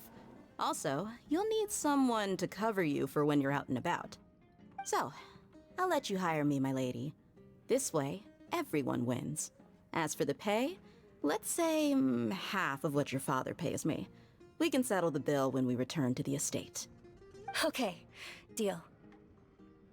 Yay! Looks like they've reached an understanding.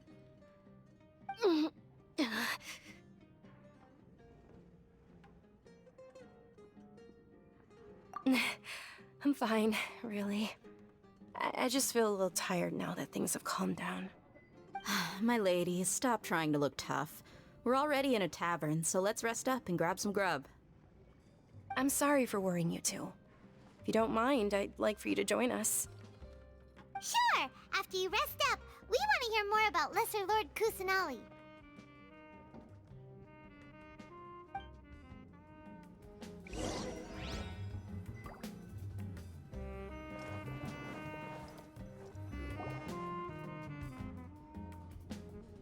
Ha! Well, if it isn't Dia. Haven't seen you in nearly half a year. Word on the street is that you're a bodyguard for the Homayani family now. Ha! Don't you find that kind of work boring? Nah, you get used to it. How about a menu over here? You got it, huh? Isn't this little Miss Homayani herself? We don't get to serve personages like you very often. We'll be sure to prepare our very best. Thank you, sir, but there's no need. I don't have a lot of Mora on me, and I really ought to save as much as I can. But please bring these two the best food you have. They're my new friends, so I want to be a good host for them.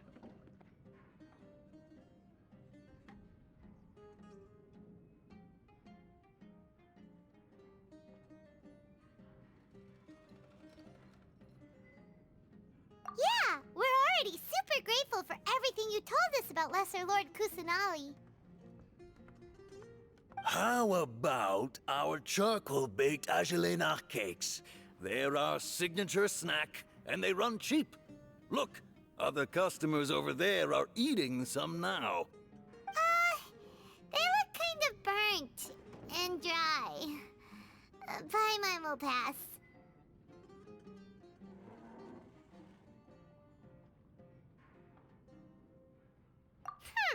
What do you have against my slime dishes? Dunyarzad, we asked a lot of people when we first arrived, and almost nobody was interested in Lesser Lord Kusanali. So, what made you want to follow her? Well, remember when you asked me if I knew how to meet the Dendro Archon? Even though I don't know how, I think I've actually seen her before. Huh? Really? Yes, it was when I was a child. At the time, my illness had kept me bedridden for the better part of a year. I was stuck inside and couldn't make any friends, and my parents did their best to find treatments for me. But even then, the Akasha didn't have any helpful information. My younger self no longer had any hopes or dreams. One flare-up was so bad that I was in a semi-conscious state for several days. Then one night, I woke up alone in my room. I was terrified. My body was paralyzed. Even if I cried, there was no sound. At that moment, an ethereal voice spoke in my mind. Dunyarzad, don't be scared. You don't have to cry. Dunyarzad, don't be scared. You don't have to cry. Who are you? How do you know my name? How do I explain this? You might not be able to understand, but actually, I know everything about you. Really? Of course. I know that you're scared of thunder, that you hate taking medicine every morning, and that you love counting the petals on your mom's skirt. Wow, you really do know everything. Dunyarzad, is there anything you want? What? Not really. I can't go anywhere or do anything. Huh? But aren't you a child? All children have wishes. Tell me what you want, and maybe I can make it happen. But can you make my illness go away? Oh. I'm sorry. But I'm not powerful enough to do that right now. Then, can you be my friend? After that, the voice said, "Okay, I'll be your friend." Although my body was suffering during those days, that voice encouraged me and told me many wondrous things. Beyond my window was the flourishing Sumeru city. Beyond the city was a lush rainforest. And beyond that was the wall of Samiel, deserts, and all of Tevat. Once I finally made it through that bout of illness, I couldn't hear that voice anymore. I told my mother about it, but she said that I must have been dreaming. But I know that that voice wasn't a figment of my imagination. Before that, I had never heard of Tevat.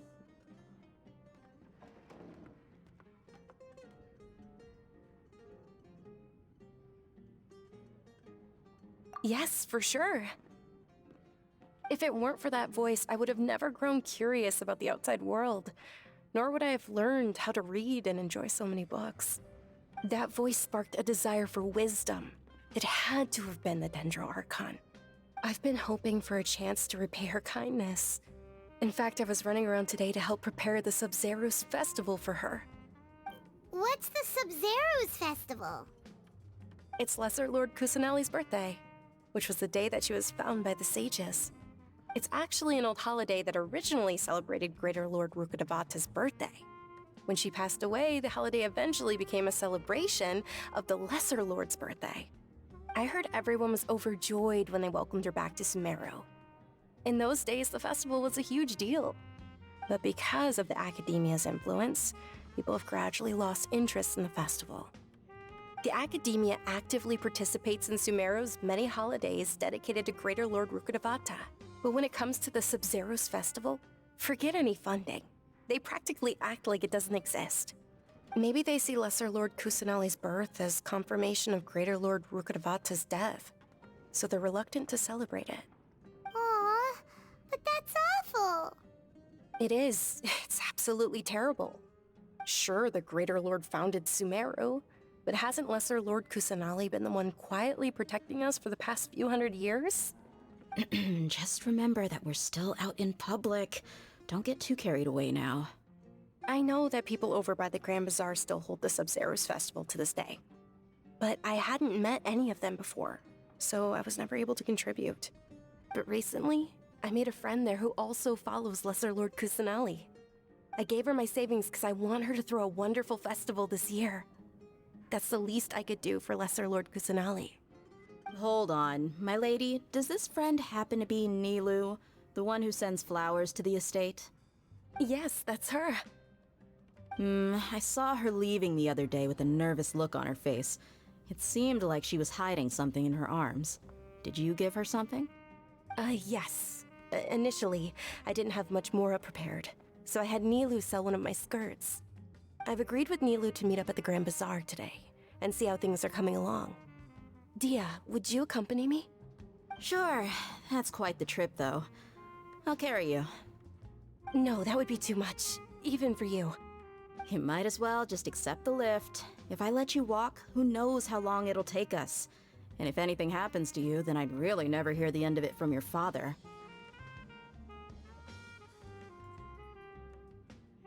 But of course! Nilu will be thrilled to hear there are more people interested in Lesser Lord Kusanali.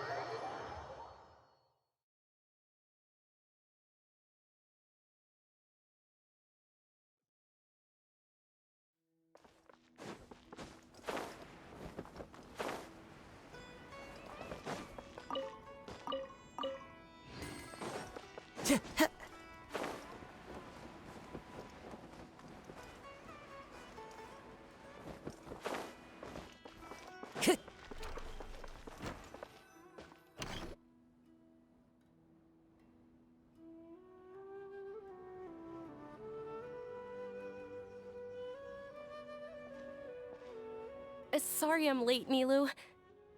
Oh, Dunyarzad. It was taking you so long that I assumed you got trapped at home, but you made it in the end. Uh-oh. But if Dia's here, that means you got caught, right? You could say that, but everything worked out. She's on our side now. Not completely. Oh, and who are these two? Oh, meet the Traveler and Paimon, my two newest friends. They're visitors who just arrived at Sumeru City and are looking for information on Lesser Lord Kusanali. So you're followers from another land?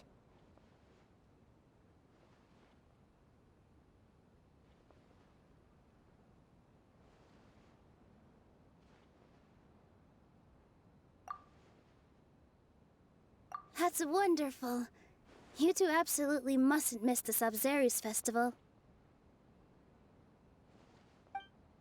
By the way, Dunyarzad, we've already started decorating the Grand Bazaar.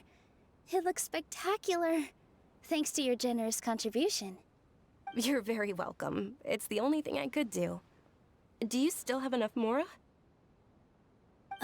Probably? But don't sweat it. We've already finished renovating the stage. Come on, I'll show you.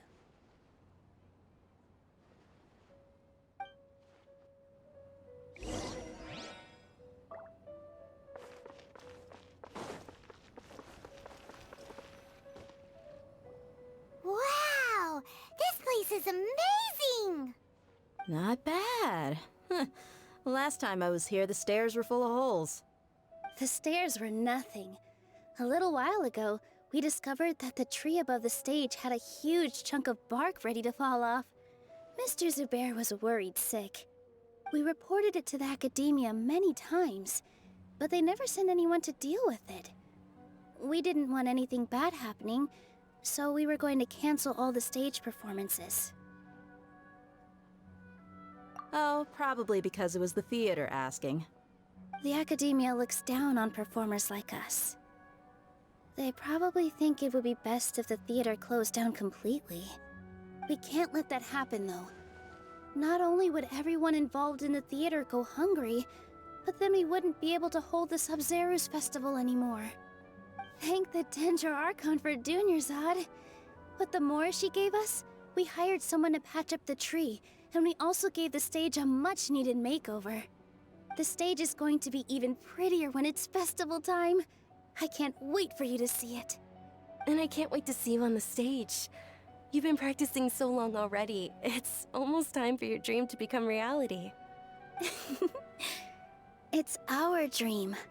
I'll do my best for the two of us. Nilou, what are you gonna be doing at the festival? She'll be dancing the dance of Sub-Zerus, the most important performance at the Sub-Zerus festival. Dunyarzad, have you told them the origin of this holiday? I only told them about the Greater Lord and Lesser Lord so far. Okay, then I'll tell you two about how this holiday came to be. According to legend, the Sub-Zerus festival was originally the Goddess of Flowers' birthday celebration for the Greater Lord. A long, long time ago, on one of Greater Lord Rukkhadevata's birthdays, her friends threw her a celebratory banquet. Some of the gods got drunk. One started playing music, and the Greater Lord started singing, so the Goddess of Flowers began to dance. As she danced upon the grass, countless beautiful Parisaras began to bloom wherever she stepped. Those brilliant purple flowers became her dazzling stage. All the gods clamored, "Oh, if only time could stop at this very moment."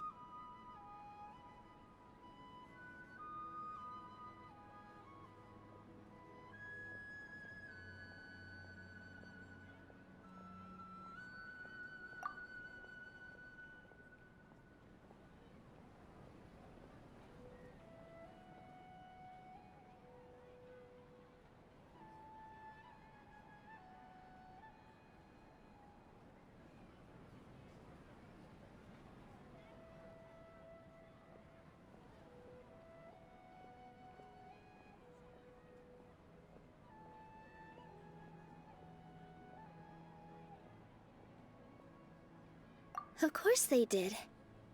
When people mention the gods, they always think of the Archon War.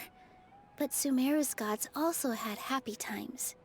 Although they aren't around anymore, they're preserved in our tradition of dance. This outfit I'm wearing is apparently based on how the Goddess of Flowers looked. Though we're just tiny people compared to the Divine, we still have to do our best to make sure that the birthday girl feels loved on her special day. Nilou, you of all people will definitely be able to convey our well wishes to the Dendro Archon. I also noticed that you went the extra mile and scattered Parisaras around the stage. They symbolize the Goddess of Flowers, after all. It's just a shame that all the real Parisaras went extinct after her death. Yeah. The Greater Lord brought forth Parisaras in memory of the Goddess of Flowers. But she ultimately could never truly replicate that beautiful purple. Thinking about the Goddess of Flowers dance makes me wish I could have seen it. If my stage were anything like that, I'd be thrilled if I had just 2 real body Saras on the stage. So, Traveler and Paimon, what do you think? Interested in the Sabzeruz festival? Will you two be coming? All of Lesser Lord Kusanali's followers will be there for her birthday. It'll be a good opportunity for you to learn more about her. Ooh, Paimon thinks that's a great idea!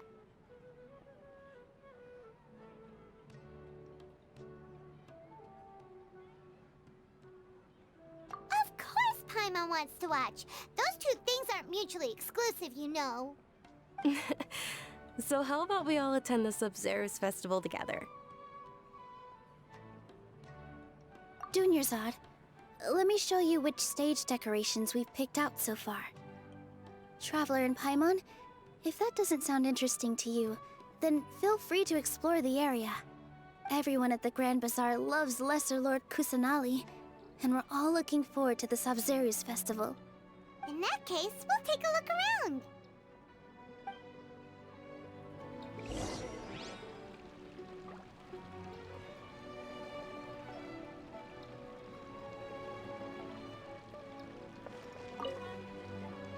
Whoa! What's with your yellow hair? And why do your clothes look so funny? Are you an Outlander? Did you know that the Sabzeruz festival is about to happen? There'll be loads of fun things to do at the festival. But the best part is when Ferris, the Knight of Flowers, passes out candy to everyone!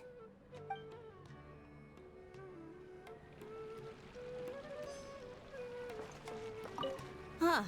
Revamping the stage for the festival couldn't have been easy, that's for sure. I bet this year's festival will be one to remember. I don't know much about the Grand Bazaar, but I do know that the residents here have a penchant for song and dance. 2 things that the academia doesn't particularly approve of. Oh, and the perfume sold around here is a lot better than what you'll find elsewhere. The fragrances are longer lasting and they're gentler on your skin and... I mean, that's what I've heard at least.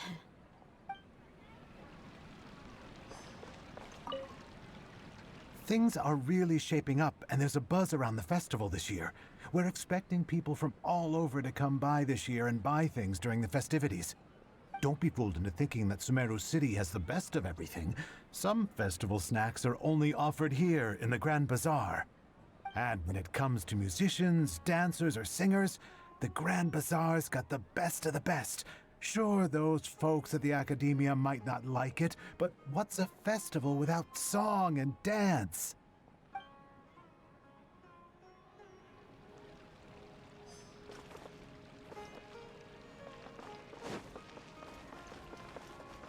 In work as on the stage, one must act Milu, your outfit looks amazing. There's also something different about you from when we first met up. I thought I'd add a little extra pizzazz to my dress for the festival. See? Wow, did you sew all that yourself? Uh-huh. Sewing is a fundamental skill for everyone in the theater company because we make all our own costumes. Did you know that Mr. Zubair not only can make costumes, but props too? I've noticed that you can't keep your eyes off this crown. Would you like to try it on? May I? Of course. The legends say that the Goddess of Flowers had beautiful horns on her head, so this crown was made to reflect that. Dunyarzad, you look absolutely stunning with it on. It's like I'm looking at the Goddess of Flowers herself.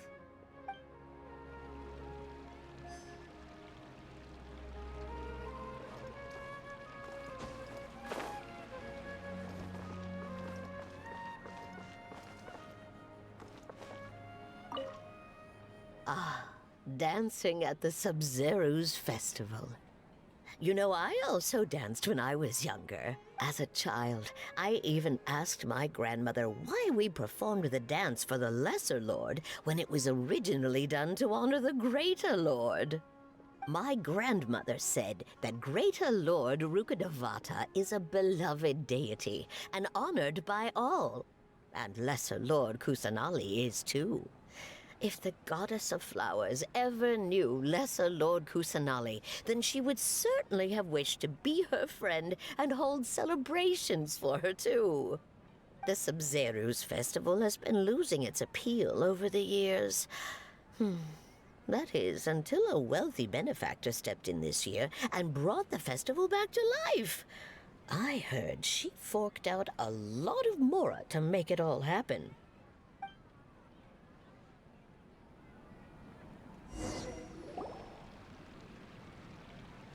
Hey! Is that who Paimon thinks it is? It looks like Catherine.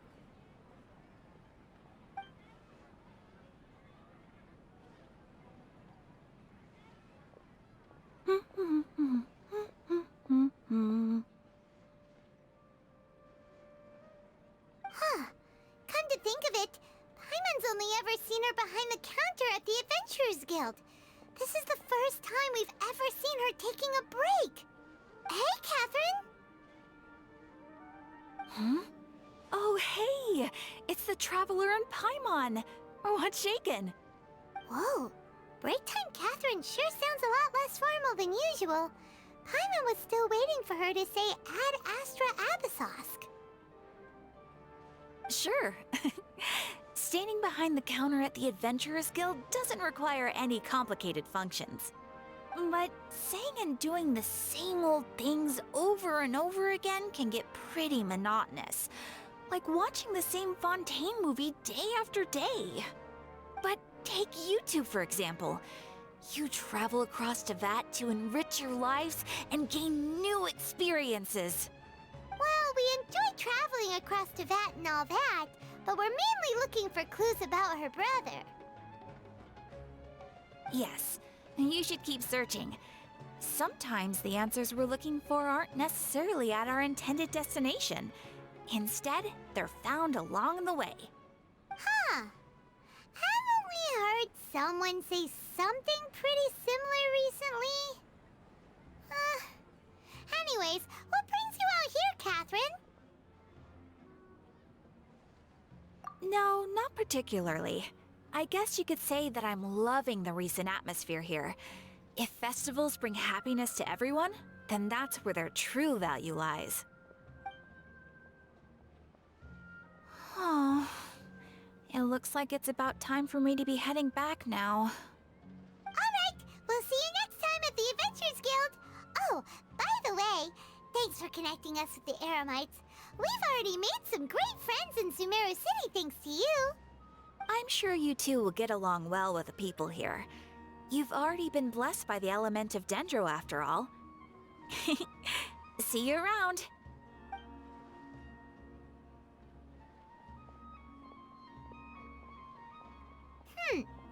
There's something really different about Catherine today. Hey, Traveler. Paimon. Oh, hey, Dia. What's going on? I've got something to tell ya.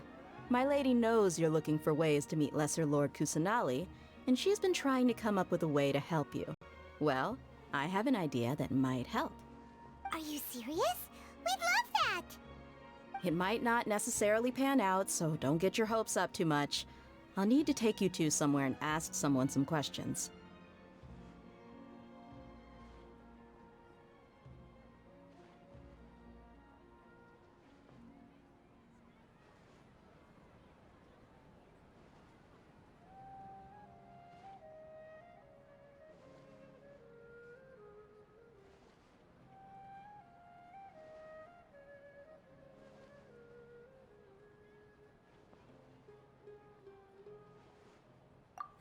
My lady is feeling a little worn out at the moment.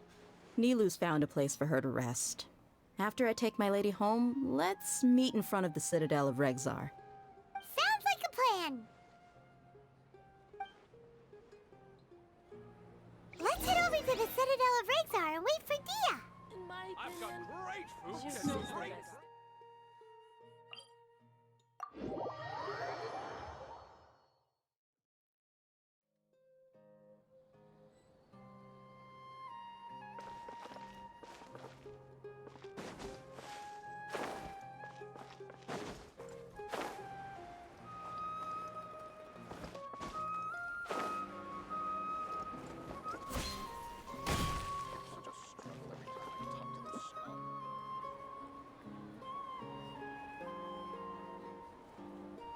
Sorry, I'm late. It took some convincing for the master and mistress to believe that Miss Dunyarzad was only sitting in the port for a while because she was in a bad mood. Anyway, I guess I should be thanking you. I haven't seen Miss Dunyarzad that happy in a long time. If it wasn't for you two, she probably would have been caught and dragged back much earlier. You sure sound a whole lot nicer than when we first met, Dia. Who would have thought you had such a soft spot for Dunyarzad? It's called being a professional. I'm a bodyguard, and I work for whoever's paying. Look, Dia's blushing.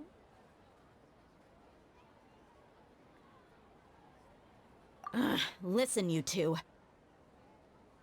I don't expect to be working for Miss Dunyarzad very long, but I hope to finish things on a positive note if possible. Let's cut the chit-chat and head into the Citadel. We'll see if the person I know has a way for you two to meet with the Lesser Lord.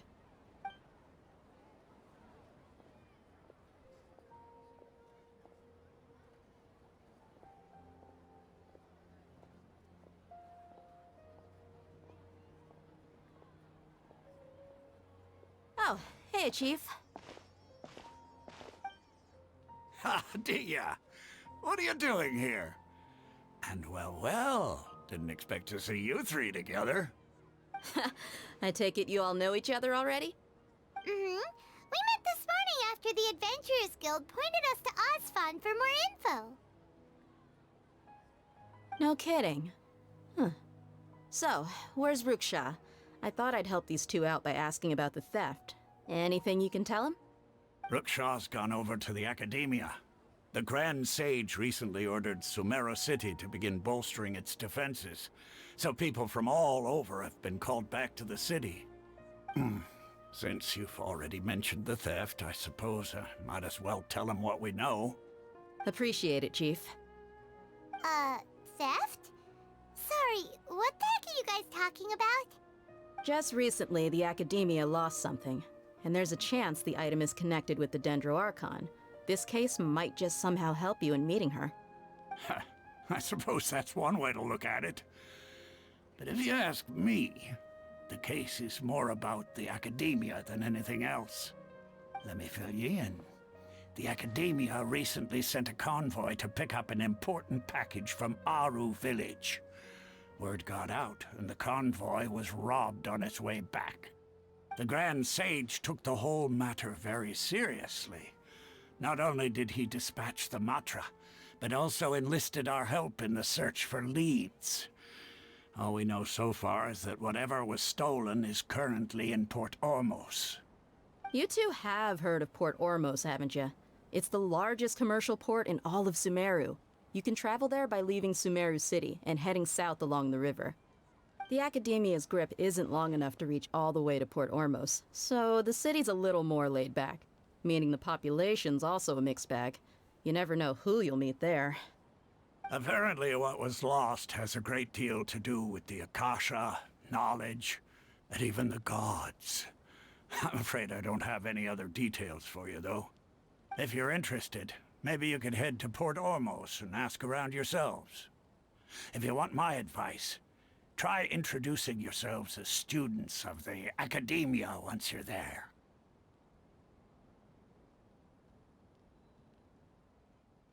Are you serious, Chief? All the Academia students are in Sumeru City, you know. Why should they pretend to be students in Port Ormos? If you're also interested, just go there and see what happens. Count me out. I've got plenty of work to do here for the Homayani family. And take it from me, if you two really do decide to visit Port Ormos, you'd best watch your backs.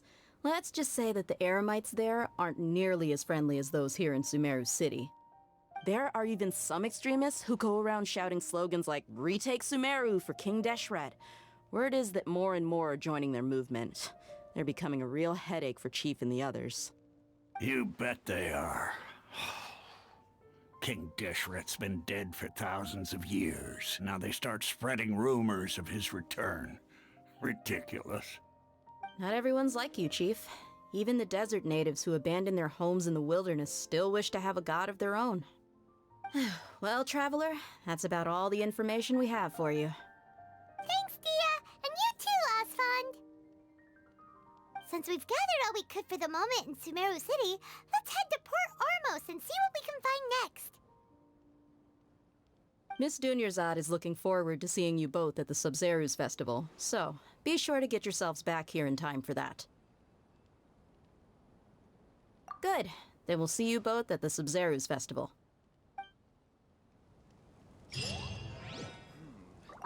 Ha! You two must really be something if you've got Dia the Flame Mane speaking on your behalf. The Corps of 30 isn't officially overseen by the Academia, but because we're hired mercs, there's still lots of sensitive intel that I can't reveal to you. In the end, when it comes down to it, the city's safety is both the Corps and Academia's top priority. I've told you all I can about what was stolen from the Academia. As for why you should pretend to be students in Port Ormos, I'll leave that for you to find out yourself.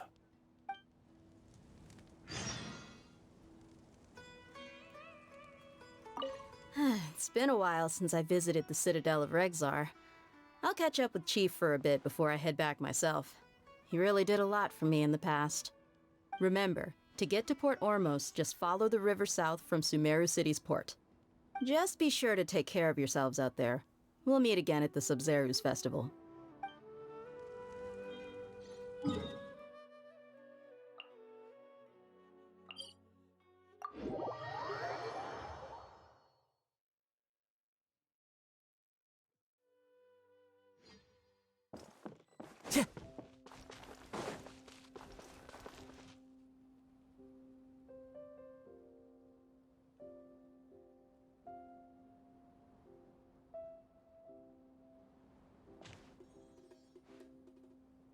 Come and have a good look yourself. Traditional spices of the highest quality, made with pride and experience. You've got a deal. I can't thank you enough for always looking after my business. Believe me, I'm not making this up. Several Eremite mercenary groups are nearly in open conflict, but does the Corps of 30 care? And that's not all. Did you know that... Wow! Talk about hurly-burly! This place is busy! Guess that's only to be expected for the largest port in Sumeru. Maybe it's because of what Dia told us earlier, but Paimon can't seem to shake the feeling that there's also danger lurking in these crowds. Ooh. Let's get our bearings so we can start looking for leads. We know that whatever the Academia lost is related to the gods. But other than that, we don't have much else to go on. Osvan told us to try posing as Academia students while asking around. Paimon checked the Akasha on the way here, and the Academia doesn't seem to have any research facilities in Port Ormos. Paimon doesn't get it. Won't we look even more suspicious going around saying we're Academia students and asking about the stolen item?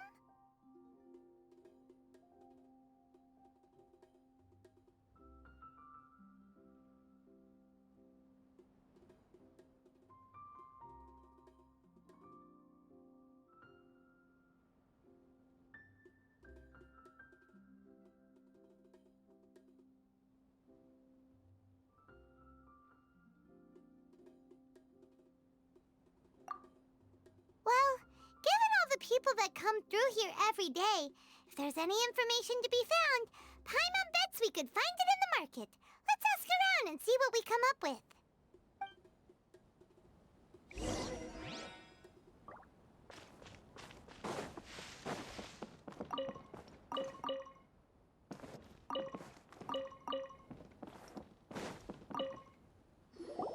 Welcome. Welcome. How can I help you two? Hi there. We would like to ask you a question.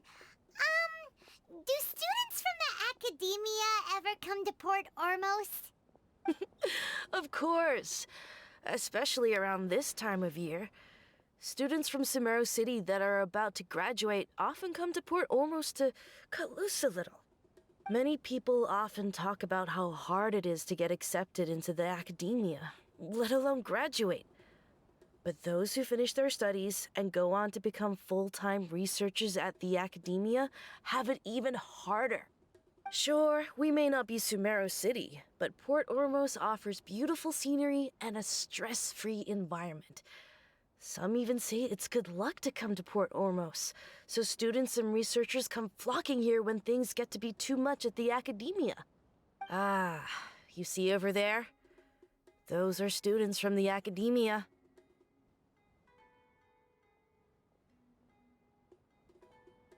They've been looking worried and miserable ever since they got here a few days ago. If you ask me, the life of a merchant is better. So long as the Akasha teaches us what we need, then life is good. Those students seem to be discussing something. Let's see if we can listen in.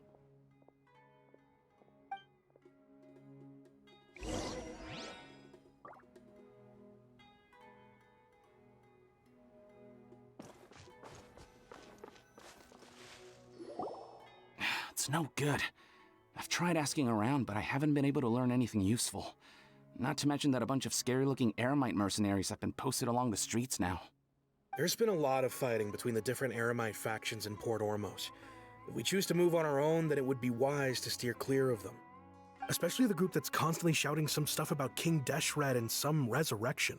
I've even heard that the Citadel of Regzar is starting to get fed up with them. What was that group called again? Ein something or other? They're called Ein El Akhmar. Today, I heard that the thing we're after might be in their possession at the moment.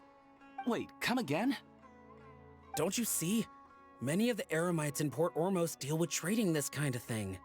They're usually pretty wary of outsiders, but not so with students of the academia. It's because the kind of goods that students are looking for aren't the kind of goods that Eremites are after. As long as they know you're a student, then deals can be made. I've heard that Ein al-Hakmar likes to set up shop at the Jafar Tavern. Supposedly, if you're willing to part with 500,000 Mora, they'll give you info on anything. Wait, did you say 500,000? If information alone costs that much, then how could we ever afford to buy what we're looking for? I guess we might as well give up on trying to graduate this way. I wouldn't worry too much. Our field of research is very niche. Who else could possibly be after that kind of shady knowledge? I bet it's practically worthless to anyone aside from us. Well, I guess that makes sense. Then the only thing left for us now is to find a way in. Why don't we all just pool our money together and pay for the information?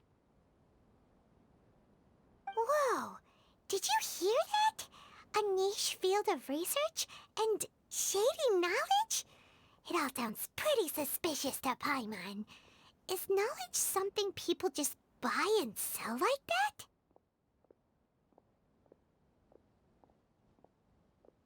So, what's your plan?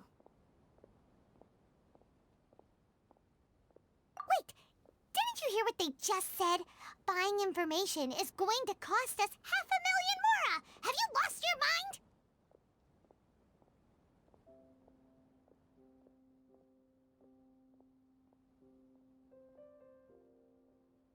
Oh, all right. Paimon never thought she'd agree to parting with that kind of Mora. But if you know what you're doing, then we should give it a shot.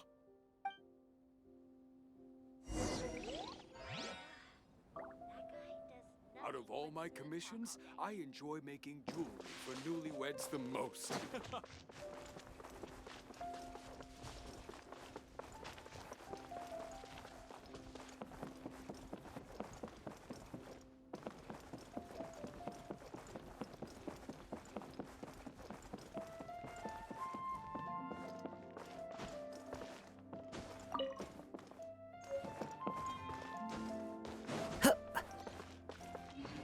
Time to go.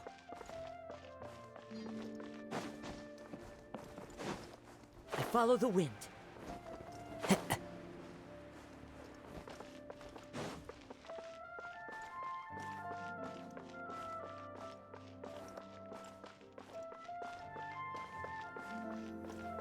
This is the place we heard those students talking about. Let's find a seat somewhere and see if we can spot the group they mentioned.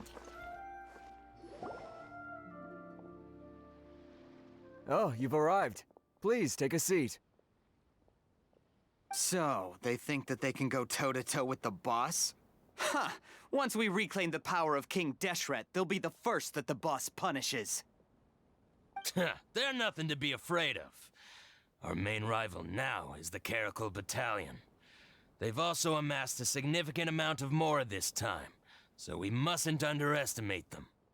How can the Caracal Battalion compete with the boss when they're nothing but a bunch of money-grubbing opportunists out for a quick Mora?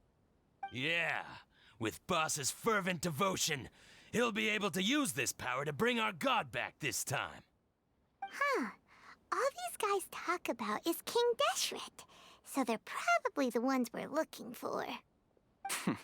Greater Lord Ruka Devata. That traitor and her followers must not be spared. The day will come when King Deshret exacts vengeance on Sumeru, and all of them shall be punished. Yeah, Paimon was wondering what they meant too. We should ask about that if we get the chance later. What's going on? Oh, so then what happened next? Huh? Who are you? What do you want? A traveler? Now's probably not the time to talk about that. Didn't the students say Eremites are wary of outsiders? A student? What's a student from Sumeru City doing in Port Ormos?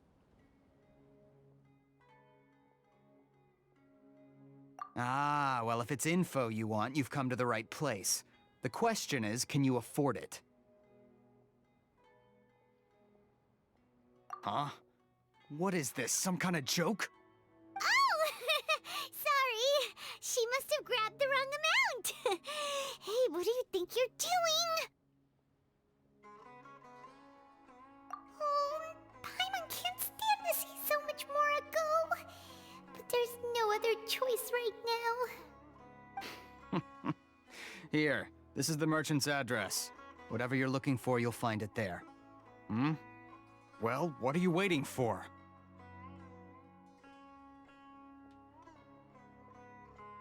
Oh, that's right! We heard you mention King Deshret just now. We're actually interested to know more because we're, archaeology students! Fine. Since you've already handed over the Mora, I guess I can throw in a little extra info. As you can see, members of Ain al-Ahmar are devout believers of King Deshret. Years ago, King Deshret founded the great desert nation that was our homeland. It was an advanced civilization, far beyond anything you'll see in present-day Sumeru. King Deshret was the rightful god of wisdom, but he was betrayed by a companion he trusted. She even stripped him of his title, God of Wisdom. So, you mean the traitor was... Greater Lord Ruka Devata, yes. That shameless wretch destroyed King Deshret's civilization, and our ancestors were forced to flee to this land where we were made to suffer the tyranny of our enemies. Furthermore, she conspired with the academia to cover up the truth of her actions, and create the merciful and benevolent facade for which she is now known. Ugh, just thinking about it sickens me. But the story doesn't end there, oh no. King Deshret isn't truly dead. The voice of the Oracle has been heard in the desert, prophesying his resurrection. Mark my words, our god shall return. And when that day comes, all followers of the traitor and all the desert dwellers who have forgotten their true god will suffer retribution together.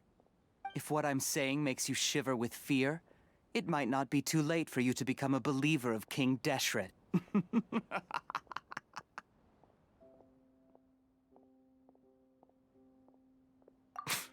I don't have anything to say to you academia people about that. I think this conversation has reached its end. Not just yet. This man is a fraud. Huh? You again? Deranged academia lunatic.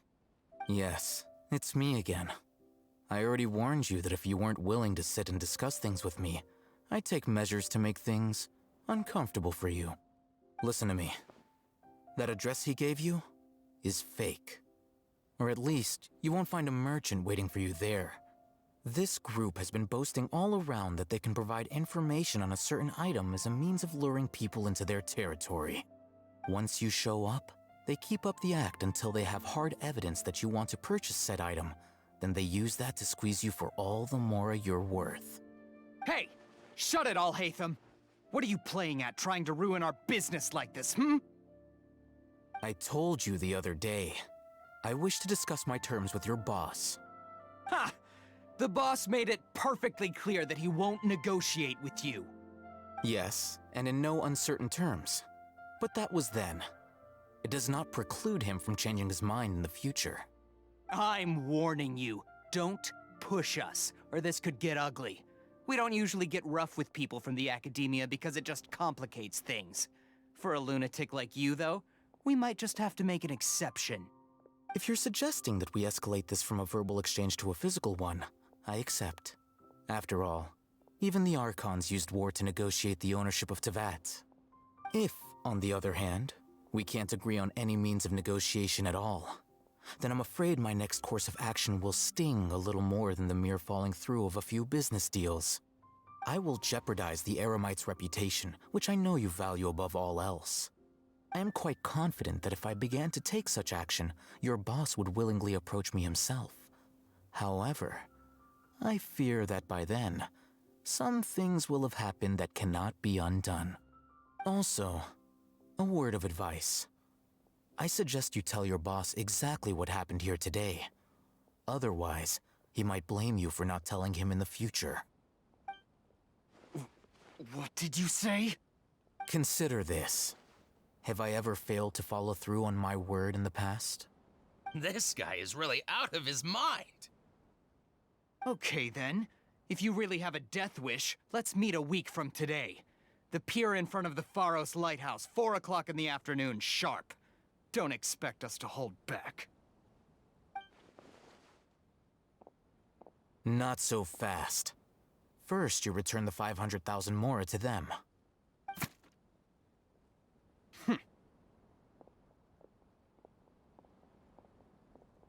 Please, I beg you, don't provoke them. We can't afford any trouble with this crowd. They haven't even paid for their food yet. Ah, Mr. Iman. There appears to be fewer staff in the restaurant recently. This wouldn't happen to be because they're all busy spreading the word to the students, would it? Well... Someone who chooses to do business with a group like that really can't afford to get so flustered the instant someone confronts them about it. Consider the meal compensation for our silence. I'd say you're getting an excellent deal. Whoa, did you see that? He not only got us our Mora back, but sent the Emirites running too! Plus, he seems to know a lot about what's going on around here. Let's catch up with him and ask some questions. He went that way! After him! Please, just leave. Forget the cost of the meal. Just, pretend nothing happened today. Why does it have to be?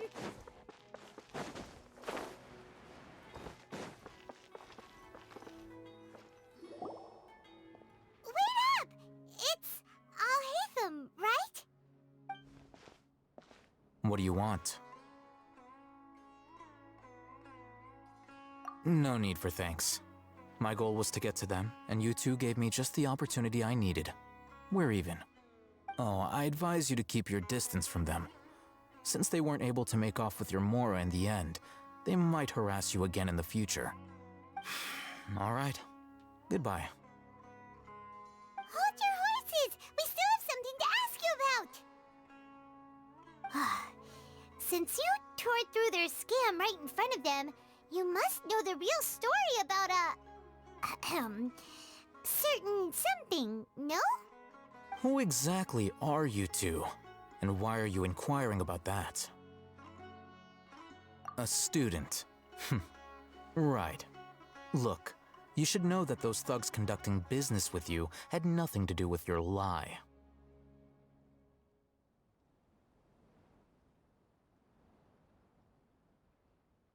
Huh? Oh, yeah! She's really strong! weren't you saying something about a physical exchange? We can help with that.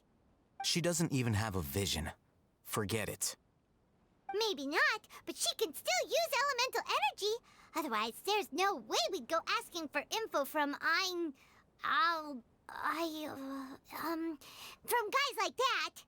Those hot-headed thugs are definitely gonna bring a lot of backup for your next meeting. Even if you don't go alone, you won't regret taking us with you.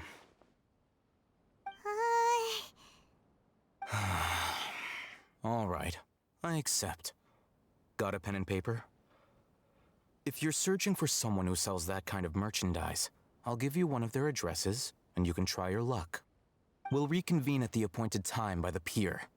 It doesn't matter if you show up or not. So, since you were happy to give us this merchant's information, does that mean you can tell us exactly what we're after? You were willing to part with 500,000 mora for something and you didn't even know what it was? Okay. Well, if you truly are as skilled as you claim, then you can beat the answer out of them when they become hostile. Look, if you've been making inquiries, then you have to know something by now. Tell me what you know so far, so I don't waste time repeating information. We know it's connected to the academia somehow, and that not only do the Eremites deal in it, but some students want to get a hold of it too. What else? You know almost everything there is to know, but you're unable to compile this information because you've never seen the object before. This is what you've been looking for. Huh? Paimon can't tell what it is. It looks like some kind of ornament. This is a knowledge capsule. To put it simply, it's a vessel that can store a fixed quantity of canned knowledge. It's like a miniature Akasha. Anyone who links it to their personal Akasha terminal instantly becomes privy to its contents. Correct. Anyone. Unlike the Akasha, which heavily regulates who can access what information, knowledge capsules confer their contents without any requisites. That's amazing! It's essentially a convenient and harmless vestibule for knowledge. Unfortunately, it's illegal in Sumeru to privately possess or trade them. They were created as a means for scholars to transfer knowledge gained from Irminsul into the Akasha, and are intended to be destroyed immediately after use. But despite strict regulations, some of these knowledge capsules will always escape destruction. After all, there will always be those in this world who are dissatisfied with life as designed for them by the Akasha and wish to change their fate. Over the past century, a wide variety of canned knowledge has been leaked from the academia. Now, in Port Ormos, the valuable ones are a means to mora for the Eremites. Meanwhile, those which the Eremites deem to be useless to them occasionally prove useful to the common citizens and hapless academia students. Well, I think that about sums it up.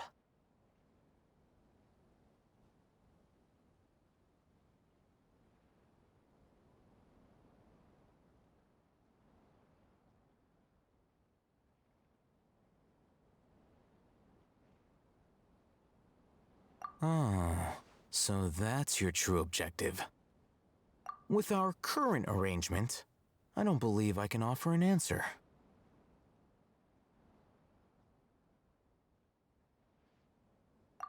You're still resolved. Fine. Let's talk somewhere with fewer people.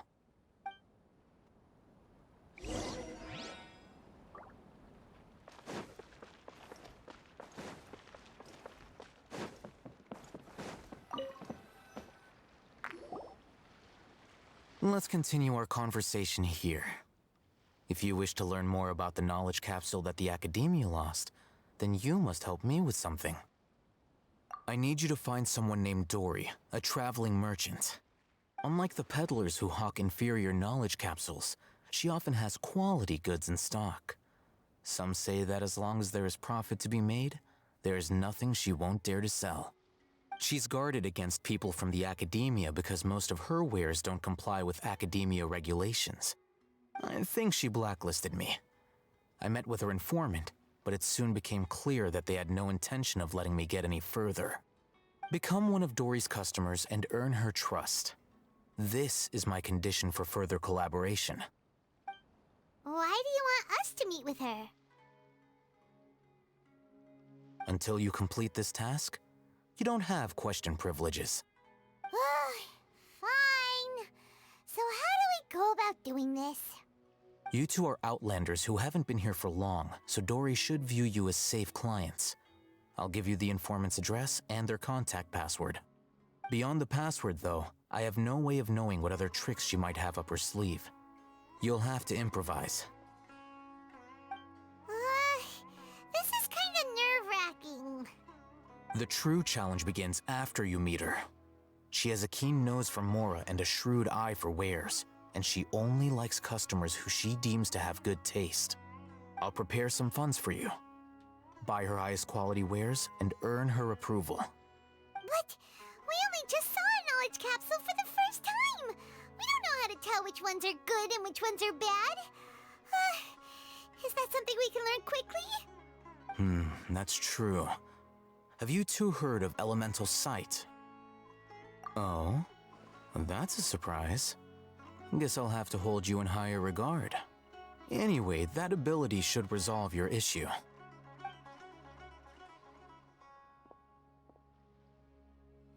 Here are 2 knowledge capsules. Tell me, can you detect any difference in their quality?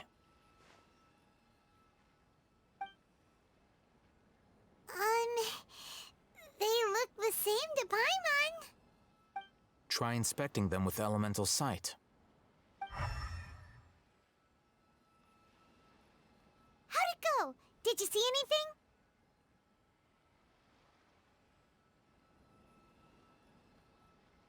Rumor has it that higher quality knowledge capsules generally appear brighter when viewed through elemental sight. That's because knowledge originates from Irminsul, the root of Dendro power itself.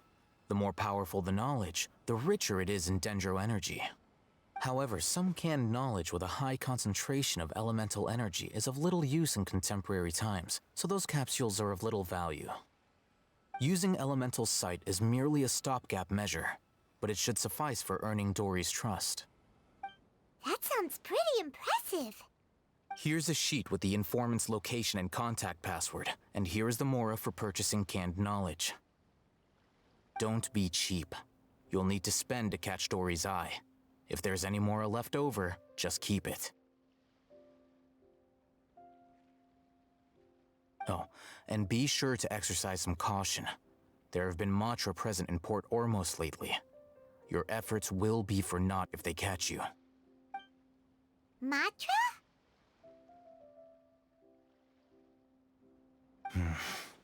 They belong to the Academia's regulatory body. They also handle cases of illegal canned knowledge transactions. Like I said, the Academia has banned both their trade and possession. The Matra are razor sharp. You're in for nothing good if they lock their sights onto you. If you two want to back out, now's the time. Okay, then we have a deal. If you succeed in your dealings with Dory, come find me at the Wikela Funduk. We'll have an open discussion then. Looking at what Al-Haytham wrote, Dory's informant is a trader near Old Ormos. Let's follow these instructions and try to get in contact with him.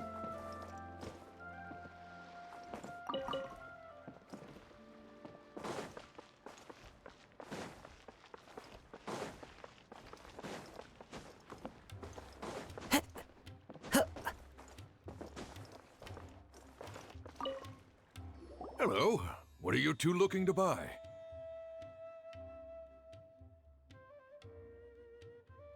Wait, are you sure you're remembering that right? Paimon doesn't think it was that on the paper. What a unique palate. We have unripe horror fruits, but we usually keep them in the back. I'll have someone escort you. Following the paper got us past the first round. Ronak, these two want to buy unripe horror fruits. show them to the warehouse. Got it. You two, please follow me. You two have a fascinating fashion sense. We haven't seen a customer wearing a Sumeru rose for quite some time. Hold on. Let me think. Sumeru rose means common merch. No, look again. We're obviously wearing morning flowers. Ah, my mistake. I do apologize. Whew. That pop quiz sure was scary.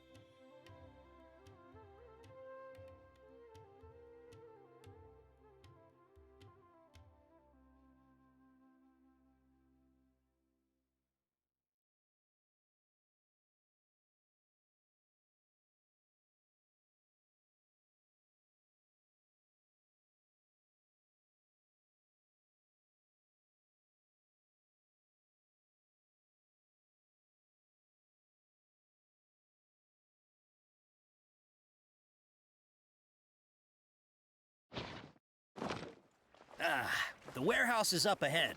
Please follow me. The seas are calm and the sky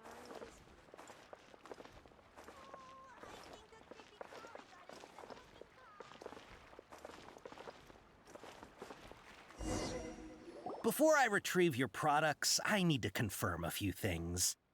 Please forgive me, but we may not have sufficient stock for you today.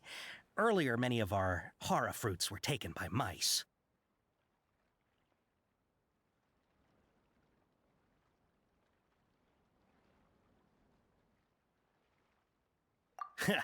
Thanks. If better goods come in, you'll be the first to know.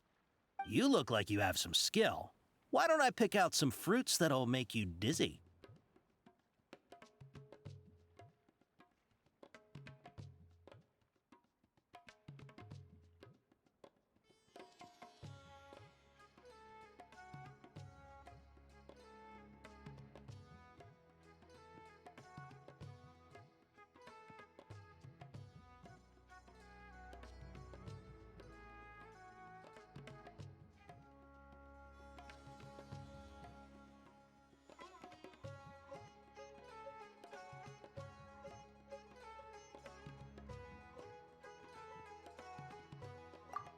Yep, that's the right answer.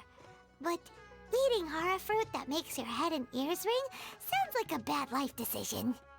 Would you like your hara fruits to be packaged in the Sumeru City or Port Ormos style?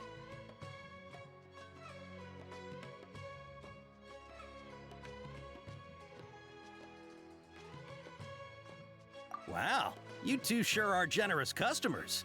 We'll be sure to package your products beautifully. Okay, everything has been confirmed. Miss Dory is waiting for you up at... Shoot, it's the Matra! Run! What? The mantra? Where? I'll hate them said we're done for if they catch us. We gotta get out of here. We don't know this area, so let's follow that informant.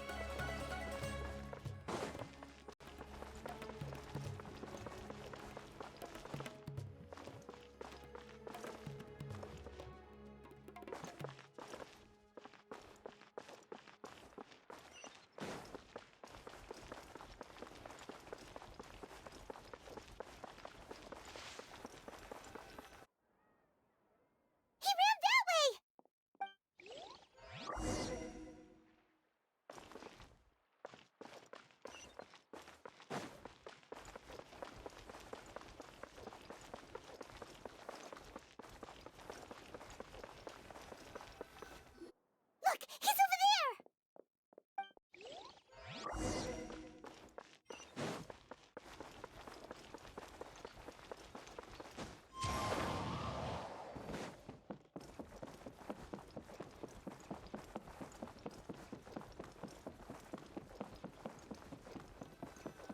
Hey! If you're hiding from the Rishbaland tiger, come this way! Another password! Huh?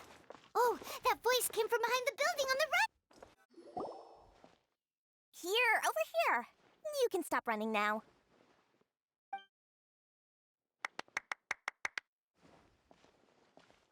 So you were the one who was calling out to us just now. But, are we definitely gonna be safe here? These two good customers wish to buy some horror fruit, Miss Dory. And if there's nothing else, I'll just excuse myself.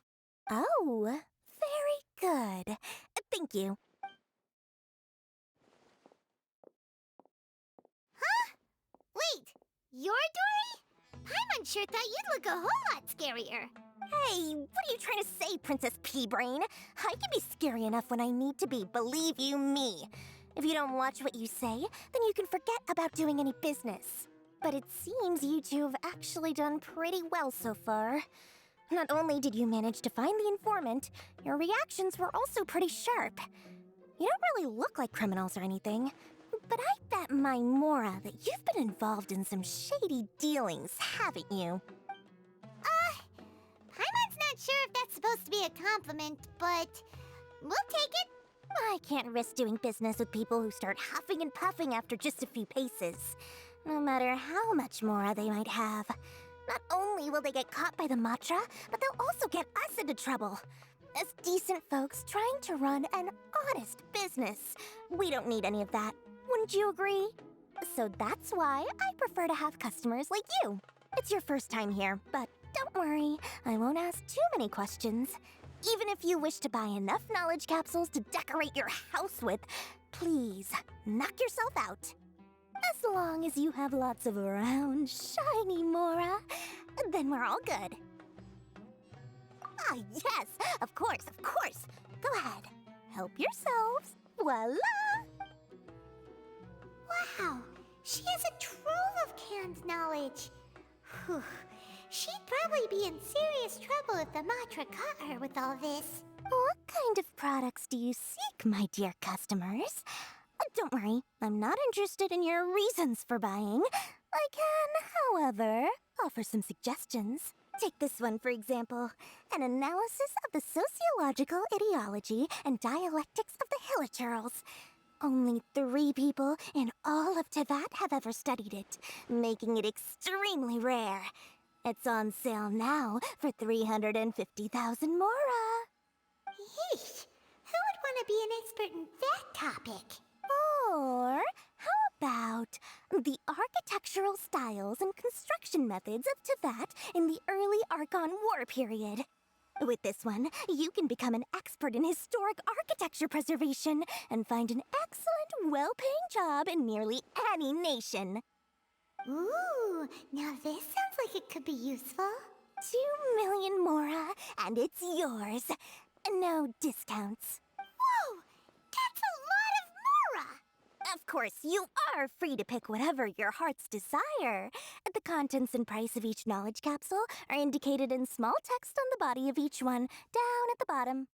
Alright, let's try the method that Al-Haytham mentioned.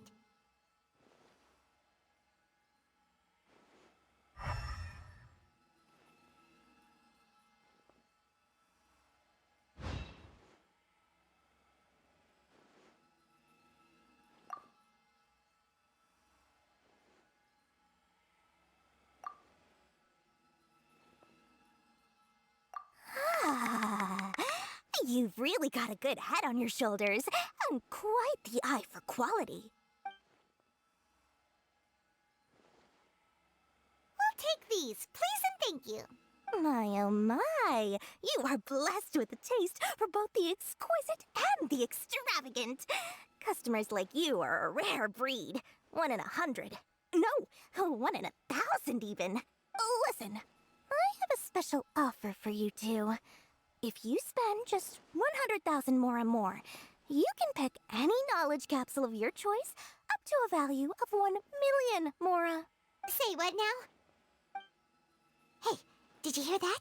Spend another 100K and we get a capsule worth a whole million! But all the canned knowledge we just bought is easily worth 500,000 mora. If we spend just a little more, we can get something worth 1,000,000 mora. Isn't that a fantastic deal? Think about it. We've gone to all this trouble to get this canned knowledge. And so far, everything we bought belongs to Alhaitham. Aren't you even the least bit curious about how this whole canned knowledge thing works?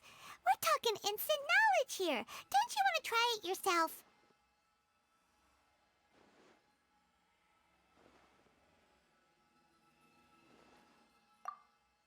Come on, come on!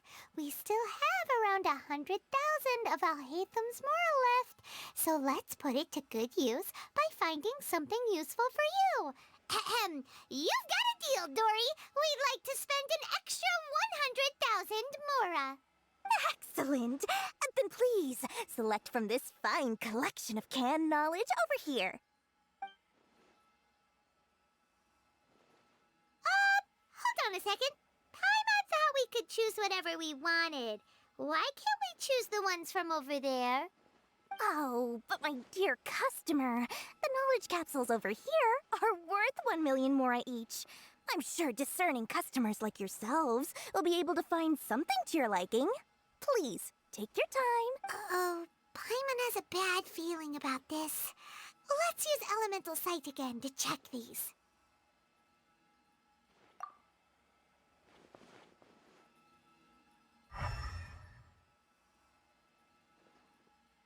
So, what did you see? So, they're all worth about the same amount? Well, anyway, the mora's already been spent, so let's at least try to find something useful. Let Paimon take a look here. An introduction to traditional Sumeru brewing techniques, the art of growing spices, an overview of ancient runes. Oh, how about this one? Sword Fighting Techniques 8. Not sure we'd ever find volumes 1 through 7, but at least this knowledge should be useful, right? Dory, we'll take this one. All right, very good. I'm expecting some new goods in the next couple days, so be sure to check back again soon. Whether it's canned knowledge or anything else you need, bring your mora to Dory and doors will open. Our dealings with Dory went smoothly enough. Let's head to Wakala Funduk and meet up with Alhaitham.